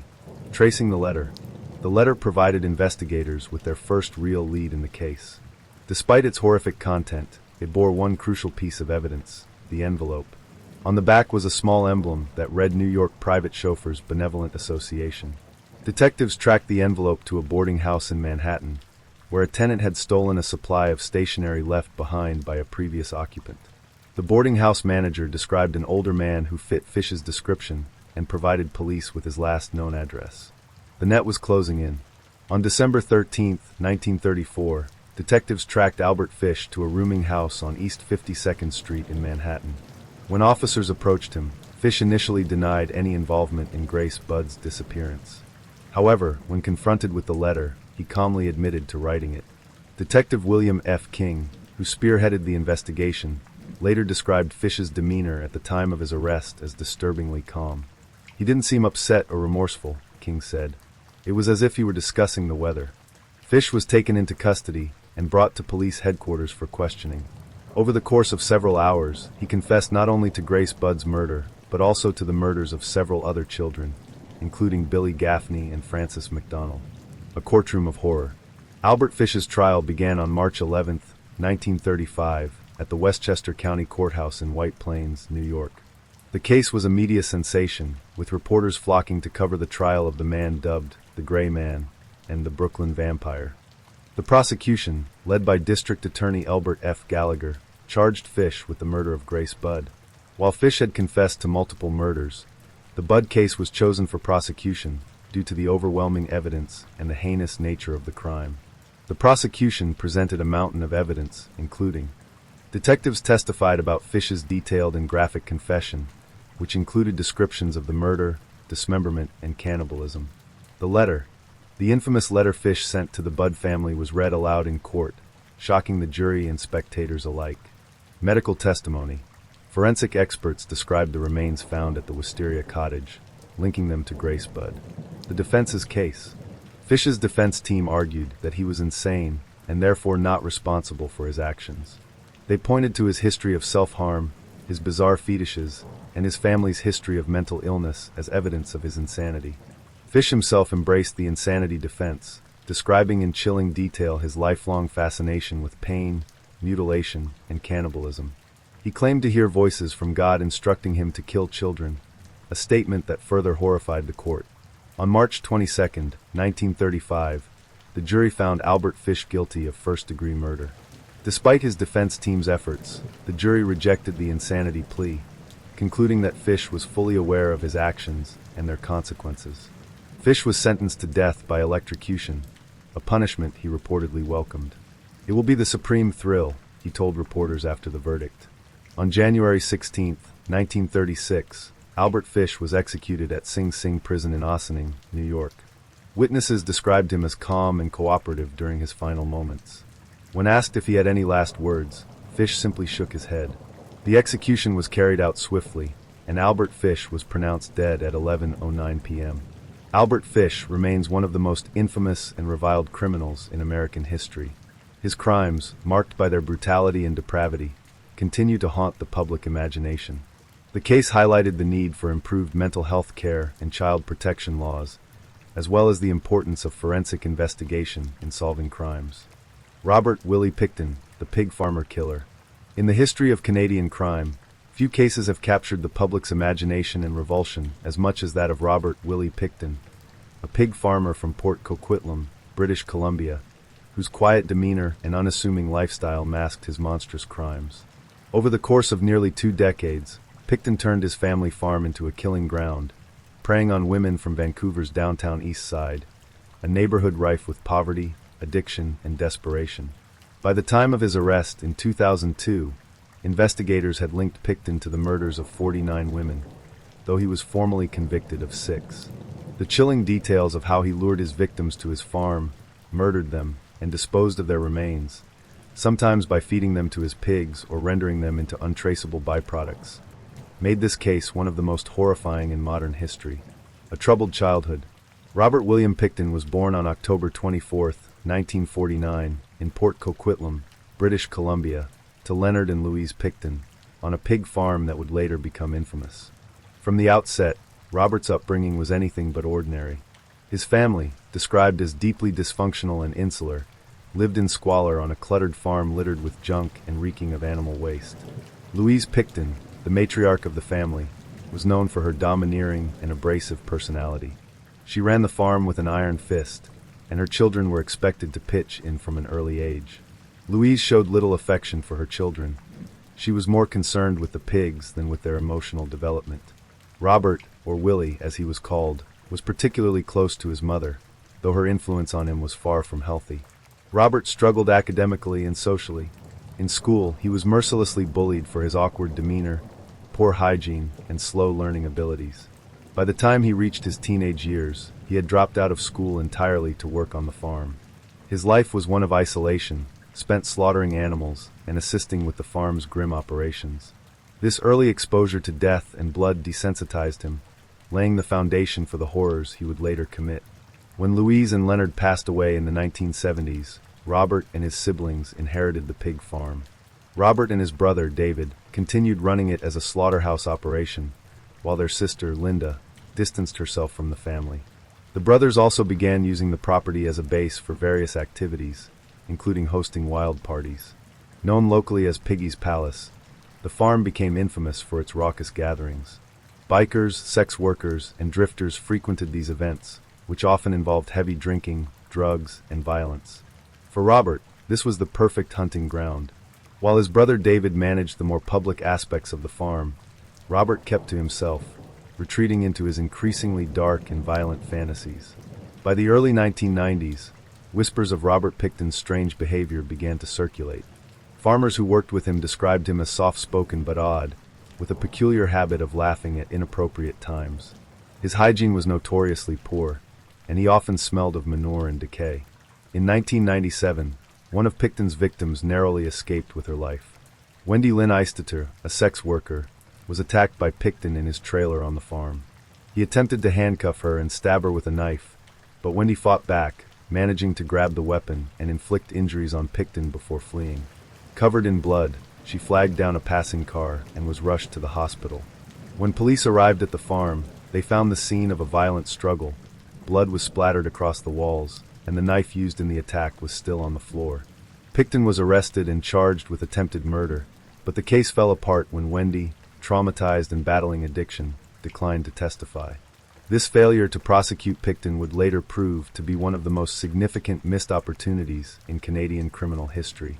Vancouver's downtown east side in the 1990s was a place of despair. Known as one of Canada's poorest neighborhoods, it was a hub for sex work, homelessness, and drug addiction, particularly crack cocaine and heroin.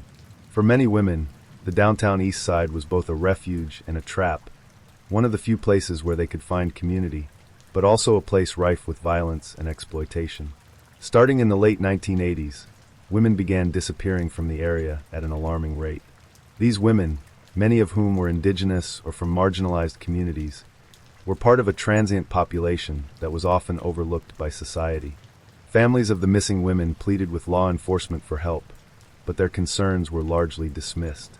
Police often assumed that the women had simply moved to another city or had chosen to cut ties with their families. By the mid-1990s, the number of missing women had grown so large that activists and community members began to raise the alarm. Posters with photographs of the missing women were plastered across the neighborhood, and advocacy groups organized vigils and marches to demand action. Despite the growing list of missing women, law enforcement was slow to act. The Vancouver Police Department, VPD, and the Royal Canadian Mounted Police, RCMP, failed to coordinate their efforts, and jurisdictional disputes further hindered the investigation. Many officers dismissed the disappearances as the consequences of high-risk lifestyles, showing little empathy for the victims or their families. It wasn't until 1998 that the Missing Women Task Force was established, but even then, progress was painfully slow. Investigators failed to connect the disappearances to Robert Pickton, despite multiple reports from sex workers who described being taken to his farm and barely escaping with their lives. During this period of police inaction, Robert Pickton continued to prowl the downtown east side. He used his unassuming demeanor and the promise of drugs or money to lure women to his farm. Once there, he subjected them to unimaginable violence. Pickton's methods were particularly brutal. He would subdue his victims, often with handcuffs or physical force, before murdering them. He then dismembered their bodies, a skill he had honed from years of working in the slaughterhouse. In some cases, he fed the remains to his pigs, a horrifying detail that would later emerge during the investigation. A break in the case. By 2002, the pressure from community activists and families of the missing women had reached a boiling point. Investigators finally obtained a search warrant to investigate Robert Pickton's farm, not for murder, but for illegal firearms. On February 6, 2002, police raided the property. What they found would shock even the most seasoned investigators. Inside Pickton's cluttered trailer and surrounding property, investigators discovered evidence that would link him to the missing women. Among the items recovered were personal belongings. Women's clothing, shoes, and jewelry were scattered throughout the property. DNA evidence. Bloodstains and tissue samples were found in Pickton's slaughterhouse and barn. Forensic analysis would later confirm that the DNA matched several of the missing women. Human remains, bones, teeth, and partial skulls were found buried across the farm. Some remains had been ground up and mixed with pig feed, an appalling detail that horrified the public when it was revealed. The search of the farm lasted months, with hundreds of officers sifting through every inch of the property. The scale of the investigation was unprecedented in Canadian history. Following his arrest, Pickton initially denied any involvement in the murders. However, during an undercover operation, police placed an officer posing as an inmate in Pickton's jail cell. In a recorded conversation, Pickton chillingly bragged about killing 49 women, saying he wanted to make it an even 50, but had got sloppy and been caught. This confession, combined with the overwhelming physical evidence, solidified the case against him. The trial of Robert Pickton, which began on January 22, 2007, at the British Columbia Supreme Court in New Westminster, was one of the most complex and gruesome criminal proceedings in Canadian history. The sheer volume of evidence collected during the investigation was staggering. More than 200,000 DNA samples, 600,000 exhibits, and thousands of hours of forensic analysis. The trial focused on 6 counts of first-degree murder. Those of Serena Abotsway, Mona Wilson, Andrea Josbury, Brenda Wolfe, Georgina Papine, and Marnie Fry. While Pickton was suspected of murdering 49 women, the Crown chose to limit the case to 6 victims to streamline the proceedings and secure a conviction. Prosecutors feared that attempting to prosecute all 49 murders at once could overwhelm the jury and risk procedural delays. The prosecution, led by Michael Petrie, presented a chilling case against Pickton, arguing that he had deliberately lured vulnerable women to his farm, where he subjected them to horrific violence, murdered them, and disposed of their remains in grotesque ways. The evidence was overwhelming and deeply disturbing. DNA evidence. Forensic experts testified that the DNA of the 6 victims had been found on Pickton's property.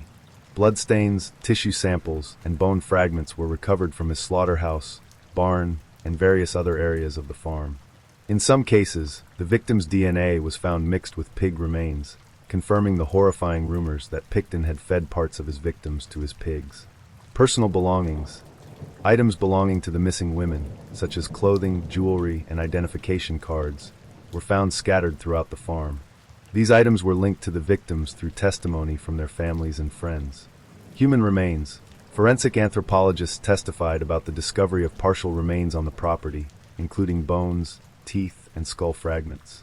Some remains had been cut with tools typically used in slaughterhouses, suggesting that Pickton had used his skills as a butcher to dismember his victims. Witness testimonies. The prosecution called several witnesses to testify, including survivors who had narrowly escaped Pickton's clutches. Their testimonies painted a horrifying picture of Pickton's methods and mindset. One of the most significant witnesses was Lisa Yelds, a close acquaintance of Pickton who had spent considerable time on his farm. Yelds testified that Pickton had once casually mentioned his desire to kill sex workers and dispose of their bodies by feeding them to his pigs. At the time, she dismissed his comments as drunken rambling, but she later realized the horrifying truth. Yelds also testified about the filthy and chaotic state of the farm, describing it as a place littered with animal carcasses, tools, and garbage. She recalled seeing women come to the farm and never leave, but she admitted that she never reported her suspicions to the police. Perhaps the most powerful testimonies came from women who had survived encounters with Pickton. One survivor, whose identity was protected under a publication ban, described being lured to the farm with the promise of drugs and money. Once there, she was attacked and handcuffed, but she managed to fight back and escape. Her harrowing account was consistent with the evidence found on the farm, further corroborating the prosecution's case. Pickton's defense team, led by Peter Ritchie, focused on raising doubts about his culpability. They argued that while evidence of the murders had been found on the farm, there was no direct proof that Pickton had personally committed the killings. They suggested that others who frequented the farm could have been responsible, portraying Pickton as a simpleton who had been manipulated by more sinister individuals. The defense also attempted to portray Pickton as intellectually impaired, arguing that he lacked the cognitive ability to plan and execute the murders. However, this argument was undermined by Pickton's own statements, including his chilling confession to the undercover officer, in which he bragged about killing 49 women. The atmosphere in the courtroom was tense and emotional. Family members of the victims attended the trial, clutching photographs of their loved ones as they listened to the gruesome details of what had happened to them. Some broke down in tears during the testimony, while others expressed anger and frustration at the years of inaction that had allowed Pickton to continue his killing spree. Journalists from around the world covered the trial, describing it as a horrific spectacle that exposed not only the depravity of one man, but also the systemic failures that had allowed him to operate for so long. On December 9, 2007, after 8 days of deliberation, the jury found Robert Pickton guilty of 6 counts of second-degree murder.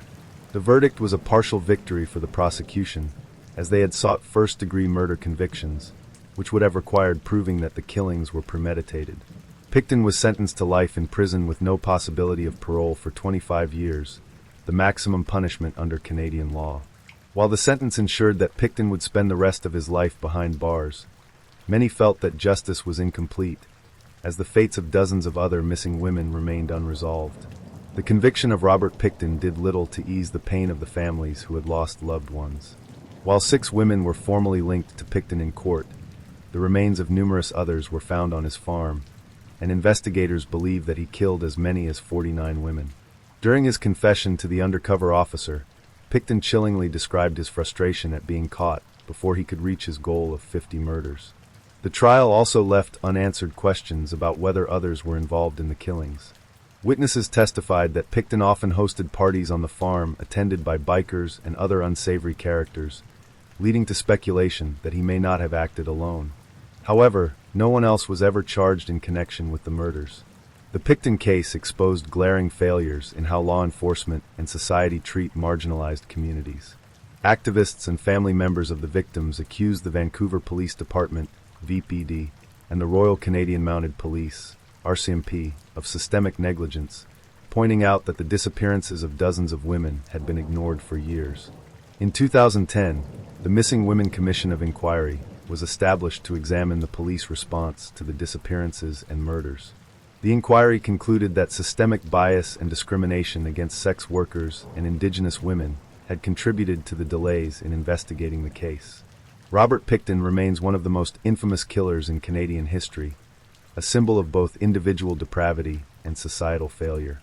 The details of his crimes, the dismemberment, the disposal of remains, and the feeding of human flesh to pigs, are so horrific that they continue to haunt the public imagination. The Moores murders, Ian Brady and Myra Hindley. The Moores murders, committed by Ian Brady and Myra Hindley between 1963 and 1965, remain one of the most infamous and horrifying cases in British criminal history. Over the course of 2 years, this seemingly ordinary couple abducted, tortured, and murdered 5 children and teenagers in and around Manchester, England. The victims, aged between 10 and 17, were lured into their car, taken to remote locations on Saddleworth Moor, and subjected to unspeakable horrors before being brutally killed. What makes the Moors' murders particularly chilling is not just the sadistic violence of the crimes, but the cold, calculated nature of the perpetrators. Hindley, often described as the most evil woman in Britain, played a central role in the killings, shattering the stereotype of women as nurturing and protective. Brady, the self-proclaimed mastermind, reveled in his ability to manipulate and destroy. Together, they were a deadly partnership, united in their sadism and contempt for human life. The discovery of the killings shocked the nation and left an indelible scar on British society. This account will delve deeply into the lives of Ian Brady and Myra Hindley, the gruesome details of their crimes, the investigation that brought them to justice, and the lasting impact of their atrocities. Ian Brady, a troubled youth. Ian Brady was born Ian Duncan Stewart on January 2, 1938, in Glasgow, Scotland. His mother was a waitress who struggled to provide for him, and his father was absent from his life. At just 4 months old, Brady was placed in the care of foster parents, though his mother remained a peripheral figure in his life. Brady's childhood was marked by early signs of deviance. He displayed a fascination with violence and cruelty, torturing animals and engaging in petty theft. By his teenage years, he had developed an obsession with Nazi ideology, reading books about Adolf Hitler and the Holocaust. His interest in domination and power would later manifest in his crimes. At 17, Brady moved to Manchester to live with his biological mother, who had remarried. He found work as a stock clerk and began to cultivate an image of intellectual superiority, reading Nietzsche and the Marquis de Sade. Brady's dark fantasies began to take shape during this period, fueled by his growing fascination with the idea of complete control over others. Myra Hindley, a manipulated accomplice or willing participant. Myra Hindley was born on July 23, 1942, in Gorton, Manchester, into a working-class family. Her early life was difficult. Her father, Bob Hindley, was a violent alcoholic who frequently beat her and her mother. Myra learned from an early age to mask her emotions and endure hardship, a trait that would later make her a willing accomplice to Brady's crimes. Despite her troubled home life, Hindley was described as a bright and popular girl in her early years. However, her personality changed drastically after meeting Brady. In 1961, Hindley began working as a typist at Millward's, a chemical distribution company, where Brady was also employed. She quickly became infatuated with him, captivated by his brooding demeanor and intelligence. Brady recognized Hindley's vulnerability and exploited it, introducing her to his twisted worldview. He shared books on sadism, crime, and philosophy, grooming her into his accomplice. By 1963, the pair had become inseparable, united by their shared contempt for societal norms and their growing desire to commit acts of violence. The first victim, Pauline Reed. On July 12, 1963, 16-year-old Pauline Reed became the first victim of Brady and Hindley. Pauline was a friend of Hindley's younger sister, and on the night of her murder, she was lured into Hindley's car under the pretense of helping search for a missing glove on Saddleworth Moor. Once on the moor, Brady emerged and attacked Pauline. He raped her before slitting her throat with such force that her spine was partially severed. Hindley later claimed that she stayed in the car during the attack, but evidence suggested she played a more active role. After the murder, the pair buried Pauline's body on the moor, marking the site with a twisted sense of triumph. Pauline's disappearance devastated her family, but in the absence of a body, police had little to go on. Her case would remain unsolved for over 20 years. On November 23, 1963, Brady and Hindley targeted their second victim, 12-year-old John Kilbride. John was approached at Ashton-under-Lyne Market and offered a ride home. Hindley used her charm to put the boy at ease, while Brady promised him a bottle of sherry. The pair drove John to Saddleworth Moor, where they forced him to pose for photographs before Brady sexually assaulted and strangled him with a piece of string. John's body was buried on the moor, hidden from view beneath the barren landscape. John's family launched a desperate search, but like Pauline, his case went cold. On June 16, 1964, 12-year-old Keith Bennett was abducted while walking to his grandmother's house. Hindley lured Keith into her car by asking for help loading packages. Once again, the pair drove to Saddleworth Moor, where Brady raped and strangled the boy. Keith's body was buried on the moor, but unlike the other victims, his remains were never found, despite extensive searches. Keith's mother, Winnie Johnson, spent the rest of her life searching for him, pleading with Hindley and Brady to reveal the location of his grave. On December 26, 1964, 10-year-old Leslie Ann Downey was abducted from a local fairground. Hindley lured her into their car, and the pair took her to Brady's home on Wardlebrook Avenue. What followed was perhaps the most horrifying of all the murders. Brady and Hindley forced Leslie to undress and pose for photographs. They recorded her cries for help on a tape recorder as they sexually assaulted and murdered her. Leslie's pleading voice, captured on the audio tape, would later become key evidence in their trial. Her body was buried on the moor, wrapped in a sheet and bound with a piece of string. The murder of Edward Evans, a 17-year-old apprentice engineer, on October 6, 1965, would ultimately lead to Brady and Hindley's capture.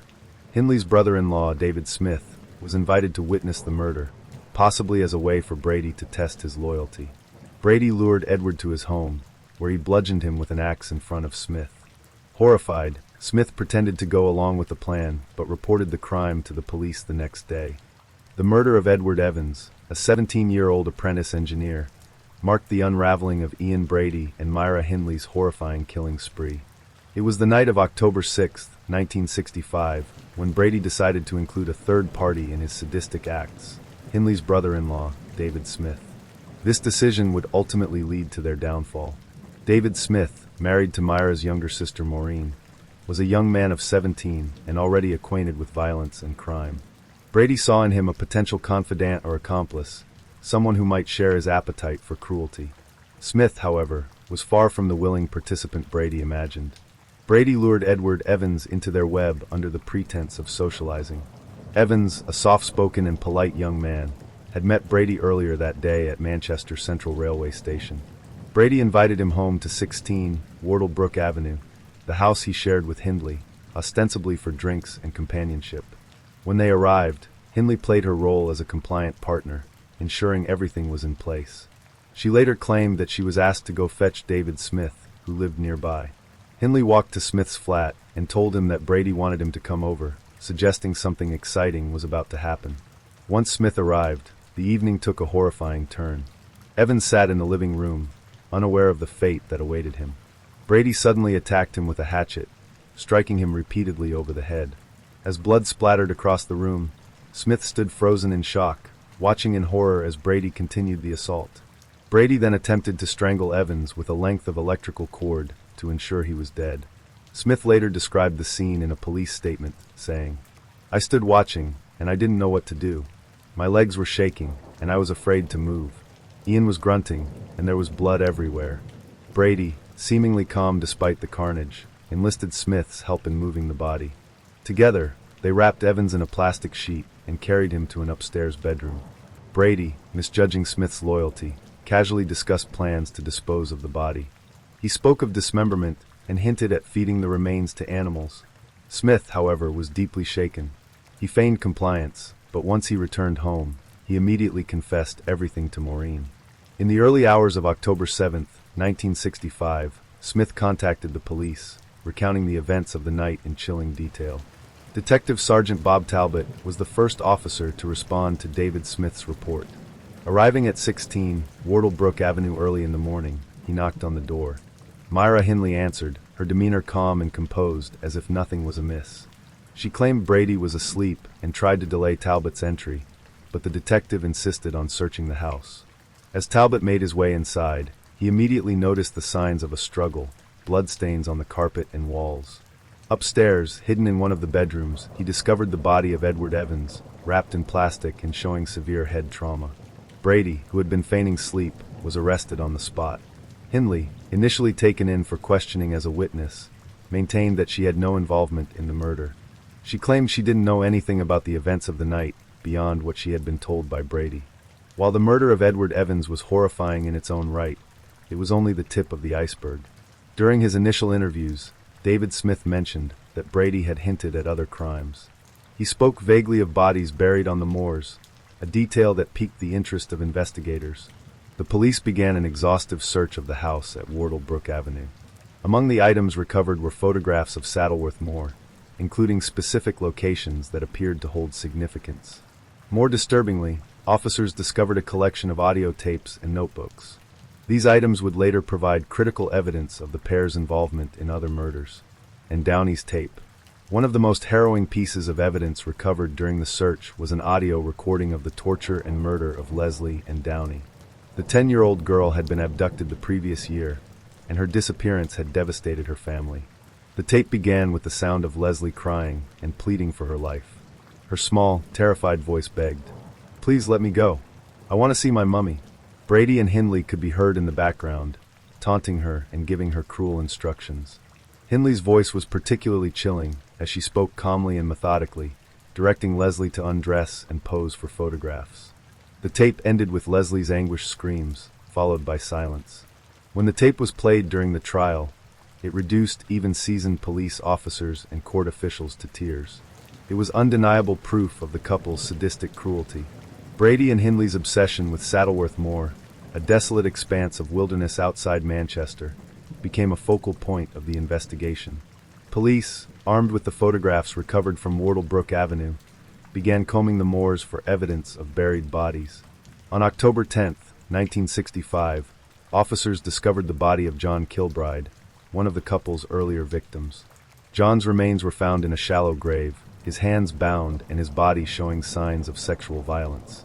His family, who had been searching for answers since his disappearance in November 1963, were devastated by the discovery. A second grave was uncovered on October 16, 1965, containing the remains of Leslie and Downey. Her body was still wrapped in the clothing she had been wearing when she disappeared. The search for additional victims continued for months, but despite their efforts, police were unable to locate the body of Keith Bennett, another known victim. Keith's mother, Winnie Johnson, would spend the rest of her life searching for her son, pleading with Brady and Hindley to reveal the location of his grave. The trial of Ian Brady and Myra Hindley began on April 19, 1966, at Chester Assizes. By this time, the case had become a national sensation, with newspapers dubbing the pair the most evil couple in Britain. Crowds gathered outside the courthouse each day, shouting abuse and calling for the death penalty.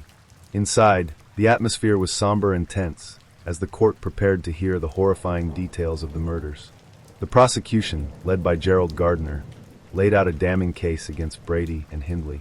Using the evidence recovered from Wardlebrook Avenue and the moors, Gardner painted a picture of a sadistic partnership built on manipulation and cruelty. Key evidence included: Downey's final moments was played in court, leaving jurors visibly shaken. Hindley's calm, authoritative voice on the tape shattered her claims of innocence. Photographs, images of the moors and the burial sites, as well as photographs of the victims taken before their deaths, were presented to the jury. David Smith's testimony.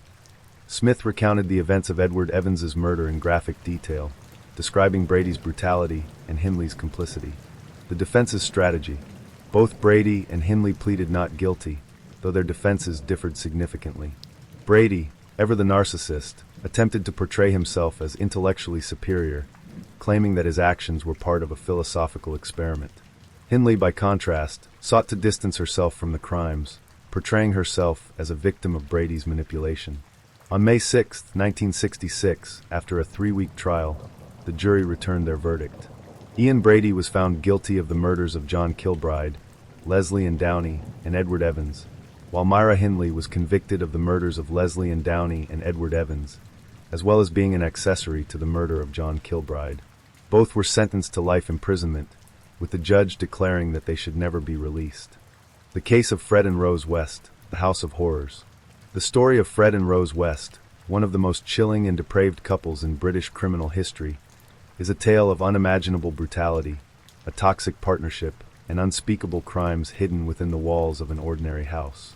Over 2 decades, this seemingly unremarkable couple from Gloucester, England, lured, tortured, and murdered at least 12 young women and girls, including their own children.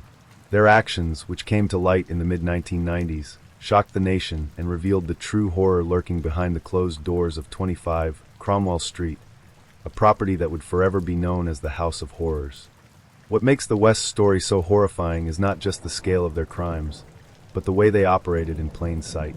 They appeared to be an ordinary working-class couple, raising a large family and blending into their community. Yet, behind the facade, they ran a sadistic operation fueled by Fred's sexual violence and Rose's pathological cruelty. Together, they preyed on vulnerable young women, inviting them into their home under the guise of friendship, only to subject them to unimaginable pain and suffering before their lives were brutally ended. This account begins with the early lives of Fred West and Rosemary Letts, exploring the toxic mix of abuse, violence, and depravity that shaped their characters and set them on a path of destruction. It will then delve into the horrors that unfolded at Cromwell Street, the investigation that exposed their crimes, and the trial that revealed the full extent of their monstrosity. Fred West, a monster in the making. Fred West was born on September 29, 1941, in the small village of Much Marcle, Herefordshire. He was the second of 6 children born to Walter and Daisy West, a working-class farming family who lived in relative poverty.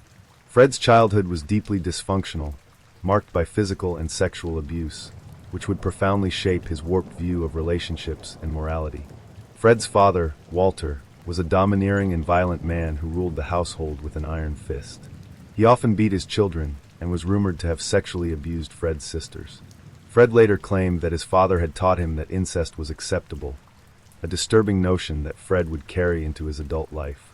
Daisy, Fred's mother, was equally abusive in her own way. Fred would later allege that she sexually abused him from a young age, normalizing perverse behavior and blurring the lines between love and violence. Despite these claims, Daisy remained a protective figure in Fred's life, and he maintained a close, almost unhealthy bond with her throughout his childhood. At school, Fred struggled academically and socially. He was described as slow-witted and prone to daydreaming, often the target of bullying due to his unkempt appearance and poor hygiene. By his teenage years, Fred had dropped out of school and begun working as a farmhand, where he developed a reputation for being lazy and unreliable. Fred's early life was further complicated by a traumatic head injury at the age of 17. After falling from a motorcycle, Fred was left with a fractured skull and a metal plate in his head. The injury reportedly caused mood swings, impulsive behavior, and a propensity for violence, traits that would later define his adult life. By the time Fred reached his early 20s, he had already developed a disturbing sexual appetite. He was known to spy on women and girls in his village, and there were whispers of inappropriate behavior toward younger family members. His early relationships were marked by violence and manipulation, setting the stage for his later crimes. Rosemary Pauline Letts was born on November 29, 1953 in Northam, Devon, the 5th of 7 children in a deeply troubled family. Her father, William Letts, was a paranoid schizophrenic who ruled the household with extreme discipline and violence. He often beat Rosemary and her siblings, instilling a fear of authority that would stay with her for life. Her mother, Daisy Letts, suffered from severe depression and was subjected to electroconvulsive therapy, ECT, during her pregnancy with Rosemary, a treatment that some have speculated may have affected Rose's development. Rose's childhood was marked by chaos and abuse. Like Fred, she was rumored to have been sexually abused by her father, William, though Rose never publicly confirmed this. What is known is that William was a deeply controlling figure who punished Rose harshly for any perceived disobedience. At school, Rose was described as a quiet and withdrawn child who struggled academically. She was often teased for her weight and slow demeanor, which earned her the nickname Dozy Rosie. Despite her apparent shyness, Rose displayed early signs of troubling behavior. She was known to exhibit inappropriate sexual behavior, often walking around the house naked in front of her siblings and father. By her teenage years, Rose had developed a reputation for promiscuity, engaging in relationships with older men and showing little regard for societal norms. Her relationships were marked by manipulation and a desire for control, traits that would become more pronounced in her adult life. Fred and Rose's paths crossed in 1969, when Fred was 27 and Rose was just 15. The two met at a bus stop in Cheltenham, where Fred immediately took an interest in the young girl. Despite their age difference, Rose was drawn to Fred's seemingly charming demeanor and rebellious streak. Fred, for his part, saw in Rose a malleable and impressionable partner who could be molded to fit his desires. He quickly began grooming her, showering her with attention and gifts while introducing her to his violent and deviant tendencies. Rose's family strongly disapproved of the relationship, particularly her father, William, who tried to keep Rose away from Fred. However, Rose defied her family's wishes and moved in with Fred soon after they met. By the time she turned 16, she was pregnant with Fred's child. Fred and Rose's relationship was deeply toxic from the start. Fred encouraged Rose's violent tendencies, teaching her to view cruelty as a form of control. Together, they created an environment of abuse and manipulation, which would escalate into murder. By 1970, Fred and Rose had settled into a house in Gloucester, where they began their reign of terror. Their home became a magnet for vulnerable young women, who were lured in with promises of safety and shelter. Once inside, they faced unimaginable horrors. In 1972, Fred and Rose West moved to 25 Cromwell Street, a modest three-story townhouse in Gloucester that would become the epicenter of their crimes. Outwardly, the house appeared unremarkable, blending in with the row of terraced homes on the quiet residential street. Yet, behind its doors, it harbored secrets so dark that they would scar the collective memory of the nation. Fred and Rose turned 25 Cromwell Street into a boarding house, renting out rooms to lodgers and offering shelter to vulnerable young women. Many of their tenants were runaways, sex workers, or women escaping abusive relationships, individuals who were unlikely to be missed if they disappeared. The couple was initially well-liked by their neighbors, who viewed them as a hard-working, if slightly eccentric, family. Fred worked as a builder and handyman, while Rose managed the household and cared for their growing brood of children. However, this facade of normalcy hid the sadistic empire they were building within the house. The basement of 25 Cromwell Street was the site of some of the West's most heinous crimes. Fred, with his knowledge of construction, transformed the space into a soundproof chamber where he and Rose could carry out their sadistic fantasies without fear of being overheard. Here, they lured their victims, often young women who were staying as lodgers or who had been picked up off the street. Once inside, the women were subjected to horrifying torture, which included physical beatings, sexual assault, and psychological torment. Fred and Rose took pleasure in their victims' suffering, often recording their crimes on video or taking photographs. These images, later described in court, showed the true extent of their brutality.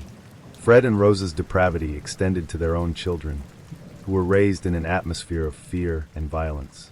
The couple had at least 8 children together, though the exact number is uncertain due to Fred's numerous extramarital affairs. The children were frequently beaten and subjected to sexual abuse, with Rose taking an active role in their torment.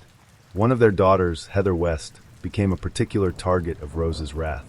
Heather's death in 1987 would later lead to the discovery of the West's crimes, but at the time, her disappearance was explained away as her having run away.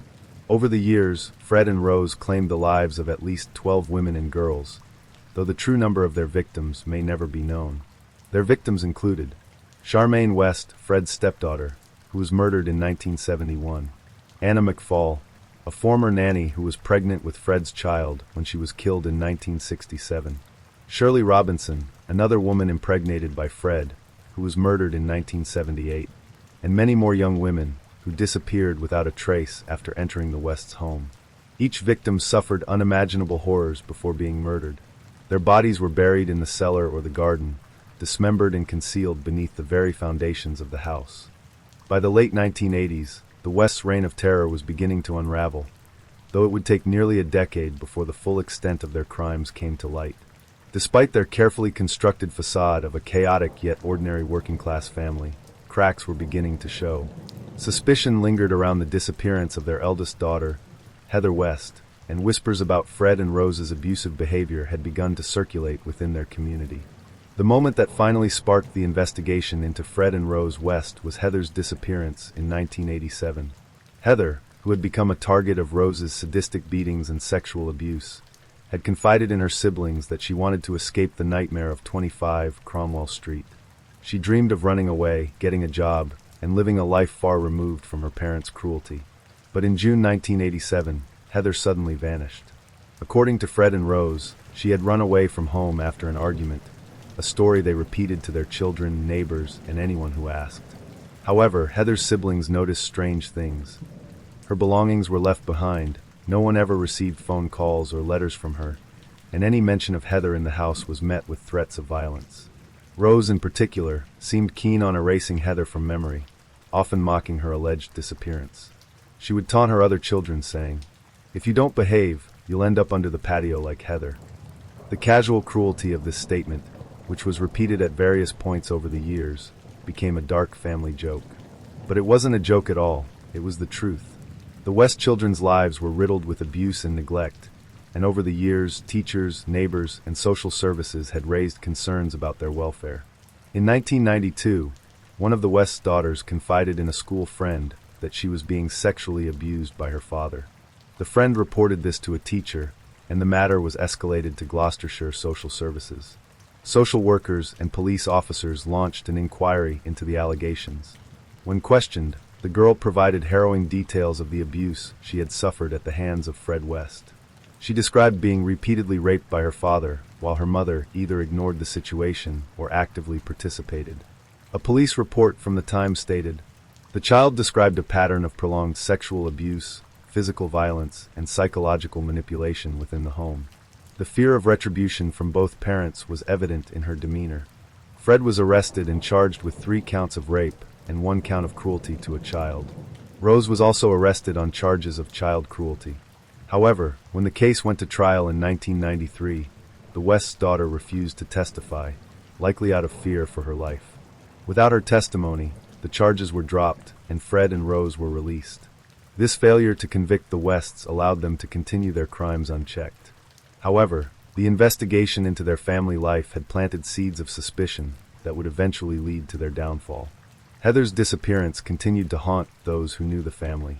Her siblings, now older and more aware of the abuse they had endured, began to question the official story of her disappearance.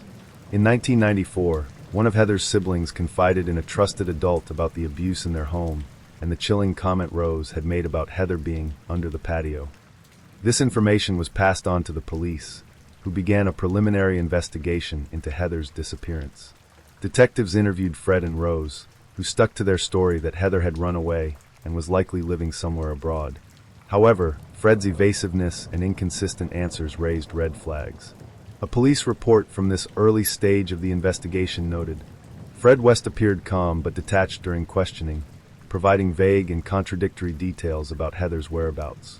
Rose West was defensive and hostile, refusing to answer direct questions and attempting to mislead investigators." Detectives decided they needed to search 25 Cromwell Street. The search warrant and the grim discovery. On February 24, 1994, armed with a search warrant, police arrived at 25 Cromwell Street to search for evidence related to Heather West's disappearance. The West's home, which had long been a source of curiosity and unease for neighbors, was about to give up its horrifying secrets. Fred, realizing the net was closing in, attempted to downplay the situation. He casually admitted to police that Heather was dead and buried in the garden, claiming her death had been an accident. He offered to show them where she was buried, hoping to limit the scope of the investigation. A team of officers began excavating the garden, focusing on the area beneath the patio, where Fred had directed them. Within hours, they uncovered human remains. The body was identified as Heather West, but the condition of her remains told a story far darker than Fred's claim of an accidental death. The discovery of Heather's body was just the beginning. As investigators examined the property further, they found evidence of other graves. The garden, the cellar, and even the spaces beneath the floorboards were hiding the remains of multiple victims. The victims unearthed.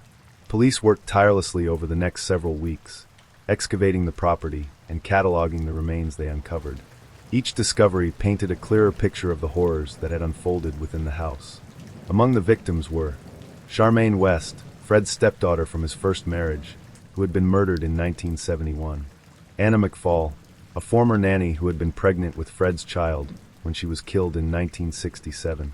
Shirley Robinson, another woman impregnated by Fred, who was murdered in 1978. Several young women who had been reported missing in the 1970s and 1980s, including Lucy Partington, a 21-year-old university student who had vanished in 1973. Each victim had been subjected to unimaginable torture before their deaths. Many had been gagged, bound, and sexually assaulted. Some had been dismembered, their bodies buried in pieces to make them easier to conceal. Detective Superintendent John Bennett, who led the investigation, later described the scene in his report. The remains were discovered in shallow graves, often in close proximity to one another. The victims had been subjected to prolonged suffering, with evidence of restraint and sexual violence. The cruelty inflicted on these individuals is beyond comprehension. Faced with the mounting evidence, Fred West confessed to the murders, though he attempted to downplay Rose's involvement. He claimed sole responsibility for the killings, describing them as crimes of impulse rather than premeditation. Fred's confession, however, was riddled with inconsistencies. He provided details about some victims while remaining vague about others, and he seemed to take a perverse pride in his crimes. At one point, he chillingly remarked, "I've done some things I shouldn't have, but I never hurt anyone who didn't deserve it." Rose, meanwhile, denied any involvement in the murders, portraying herself as a victim of Fred's manipulations. However, witness statements and forensic evidence placed her at the center of the crimes. On February 25, 1994, Fred West was formally charged with the murder of Heather West. Over the next several months, as more bodies were discovered, additional charges were brought against him. By late 1994, Fred faced 12 counts of murder. Rose West, who had initially been treated as a potential witness, was arrested in April 1994 after investigators uncovered evidence of her active participation in the killings. She faced charges for 10 murders, including those of her stepdaughter Charmaine and her biological daughter Heather. After his arrest and multiple charges of murder, Fred West was held in HM Prison Birmingham, where he began to exhibit a mix of defiance, pride, and despair. On the one hand, he seemed eager to confess certain crimes, providing the police with details about his victims and their burials. On the other hand, he remained evasive about other victims, often reveling in the power he still held through the secrets he refused to share. Fred's behavior during police interviews was chilling. Detectives described him as calm and emotionless when recounting the horrific details of his crimes. He spoke casually about torture, rape, and murder, showing no remorse for his victims or their families. One police officer later remarked, "Fred seemed to enjoy the attention. He spoke about the murders as though he were describing a routine day's work. He was completely devoid of empathy." However, as the enormity of the case against him became clear, Fred's demeanor began to change. The discovery of his victims' remains, coupled with the mounting evidence implicating Rose as an active participant, seemed to shatter Fred's carefully constructed self-image as the sole perpetrator. Fred had always claimed that he was protecting Rose, insisting she had no knowledge of the murders. But as police uncovered evidence of Rose's direct involvement, her voice on the recordings of torture, witness testimonies of her abuse, and the remains of her stepdaughter Charmaine, Fred began to unravel. He realized that his wife, the one person he believed he could trust, was distancing herself from him to save her own skin. On January 1, 1995, Fred West was found dead in his prison cell. He had hanged himself with a makeshift rope made from a bedsheet, leaving behind a brief note addressed to Rose. In his final message, Fred professed his love for her and begged her to take care of the children. The note read, "Rose, I love you. We will always be together. Please look after yourself and the kids. Forgive me. Fred." Fred's suicide was seen by many as an act of cowardice, a way to escape justice and avoid facing the full consequences of his monstrous crimes. For the families of his victims, it was a bitter blow. They had hoped to see him stand trial and answer for the pain he had caused. With Fred's death, the focus of the investigation and subsequent trial shifted entirely to Rose West. Unlike Fred, who had confessed to multiple murders, Rose maintained her innocence, insisting that she had no knowledge of the killings or the abuse that occurred at 25 Cromwell Street. However, the evidence against Rose was overwhelming. Police had uncovered multiple pieces of physical evidence tying her to the murders, as well as witness statements from lodgers, neighbors, and even her own children. These accounts painted a picture of Rose as a sadistic and controlling figure who took an active role in the torture and murder of their victims. One of the most damning pieces of evidence came from her surviving children, who described the physical and sexual abuse they had endured at the hands of their mother. Her son, Stephen West, testified that Rose had been the primary disciplinarian in the household, often beating the children with belts, wooden spoons, or other objects. In a particularly harrowing statement, Stephen recounted how Rose had once forced him to watch as she beat Heather. She told Heather she was a liar and a slut. She beat her until she couldn't stand. "I was too scared to do anything, but I knew she was going to kill her." Other witnesses included former lodgers who had lived at 25 Cromwell Street during the height of the West's crimes. Several described hearing screams coming from the basement or witnessing Fred and Rose behaving aggressively toward young women. The trial of Rose West began on October 3, 1995, at Winchester Crown Court, where she faced 10 counts of murder. The prosecution, led by Brian Levison QC, presented a detailed and damning case against her, outlining her active participation in the murders and the abuse of her children. Levison argued that Rose was not merely an accomplice to Fred's crimes but a full partner, equally sadistic and equally culpable. He described how the couple worked together to lure their victims, often preying on their vulnerabilities and offering them a false sense of security. Once inside 25 Cromwell Street, the victims were subjected to unimaginable horrors before being murdered and buried. The court heard chilling details about the West's methods. Victims were often bound with ropes or chains and gagged to muffle their screams. Some were tortured for hours or even days before being killed. Forensic evidence showed that several victims had been dismembered, their remains buried in shallow graves beneath the house or garden. One particularly harrowing moment came when the court was shown photographs and heard audio recordings recovered from the West's home. The images, which depicted victims in various states of restraint and distress, were so graphic that members of the jury and courtroom spectators were visibly shaken. The most damning evidence, however, came from the remains themselves. Forensic experts testified that the victims' bodies showed clear signs of prolonged torture, including broken bones, defensive wounds, and evidence of strangulation. Rose's defense team, led by Richard Ferguson QC, attempted to portray her as a victim of Fred's manipulation. They argued that Fred had controlled and coerced her, forcing her to participate in acts of violence against her will. Ferguson painted a picture of Rose as a woman trapped in an abusive relationship, too scared to defy her husband. He pointed to Fred's history of violence and manipulation, arguing that he had groomed Rose from a young age and exploited her vulnerability. However, the prosecution dismantled this narrative by presenting evidence of Rose's independent acts of cruelty. Witnesses described how Rose had taken pleasure in the suffering of others, often instigating the abuse and encouraging Fred's violent behavior. On November 22, 1995, after a 6-week trial, the jury found Rose West guilty of all 10 counts of murder. She was sentenced to life imprisonment with a recommendation that she never be released.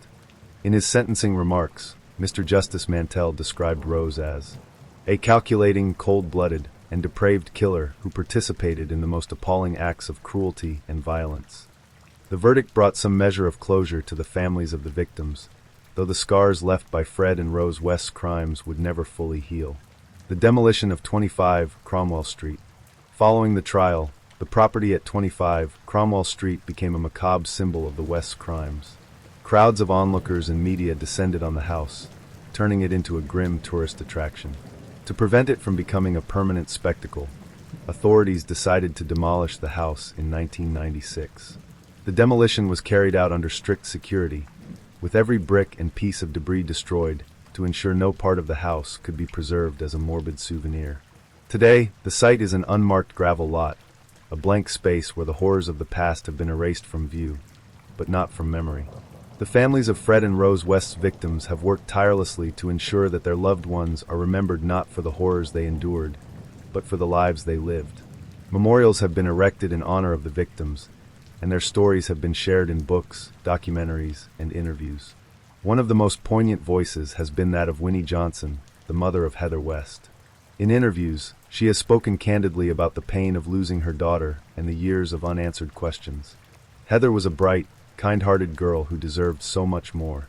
I'll never forgive Fred and Rose for what they did, not just to her, but to all those girls who trusted them.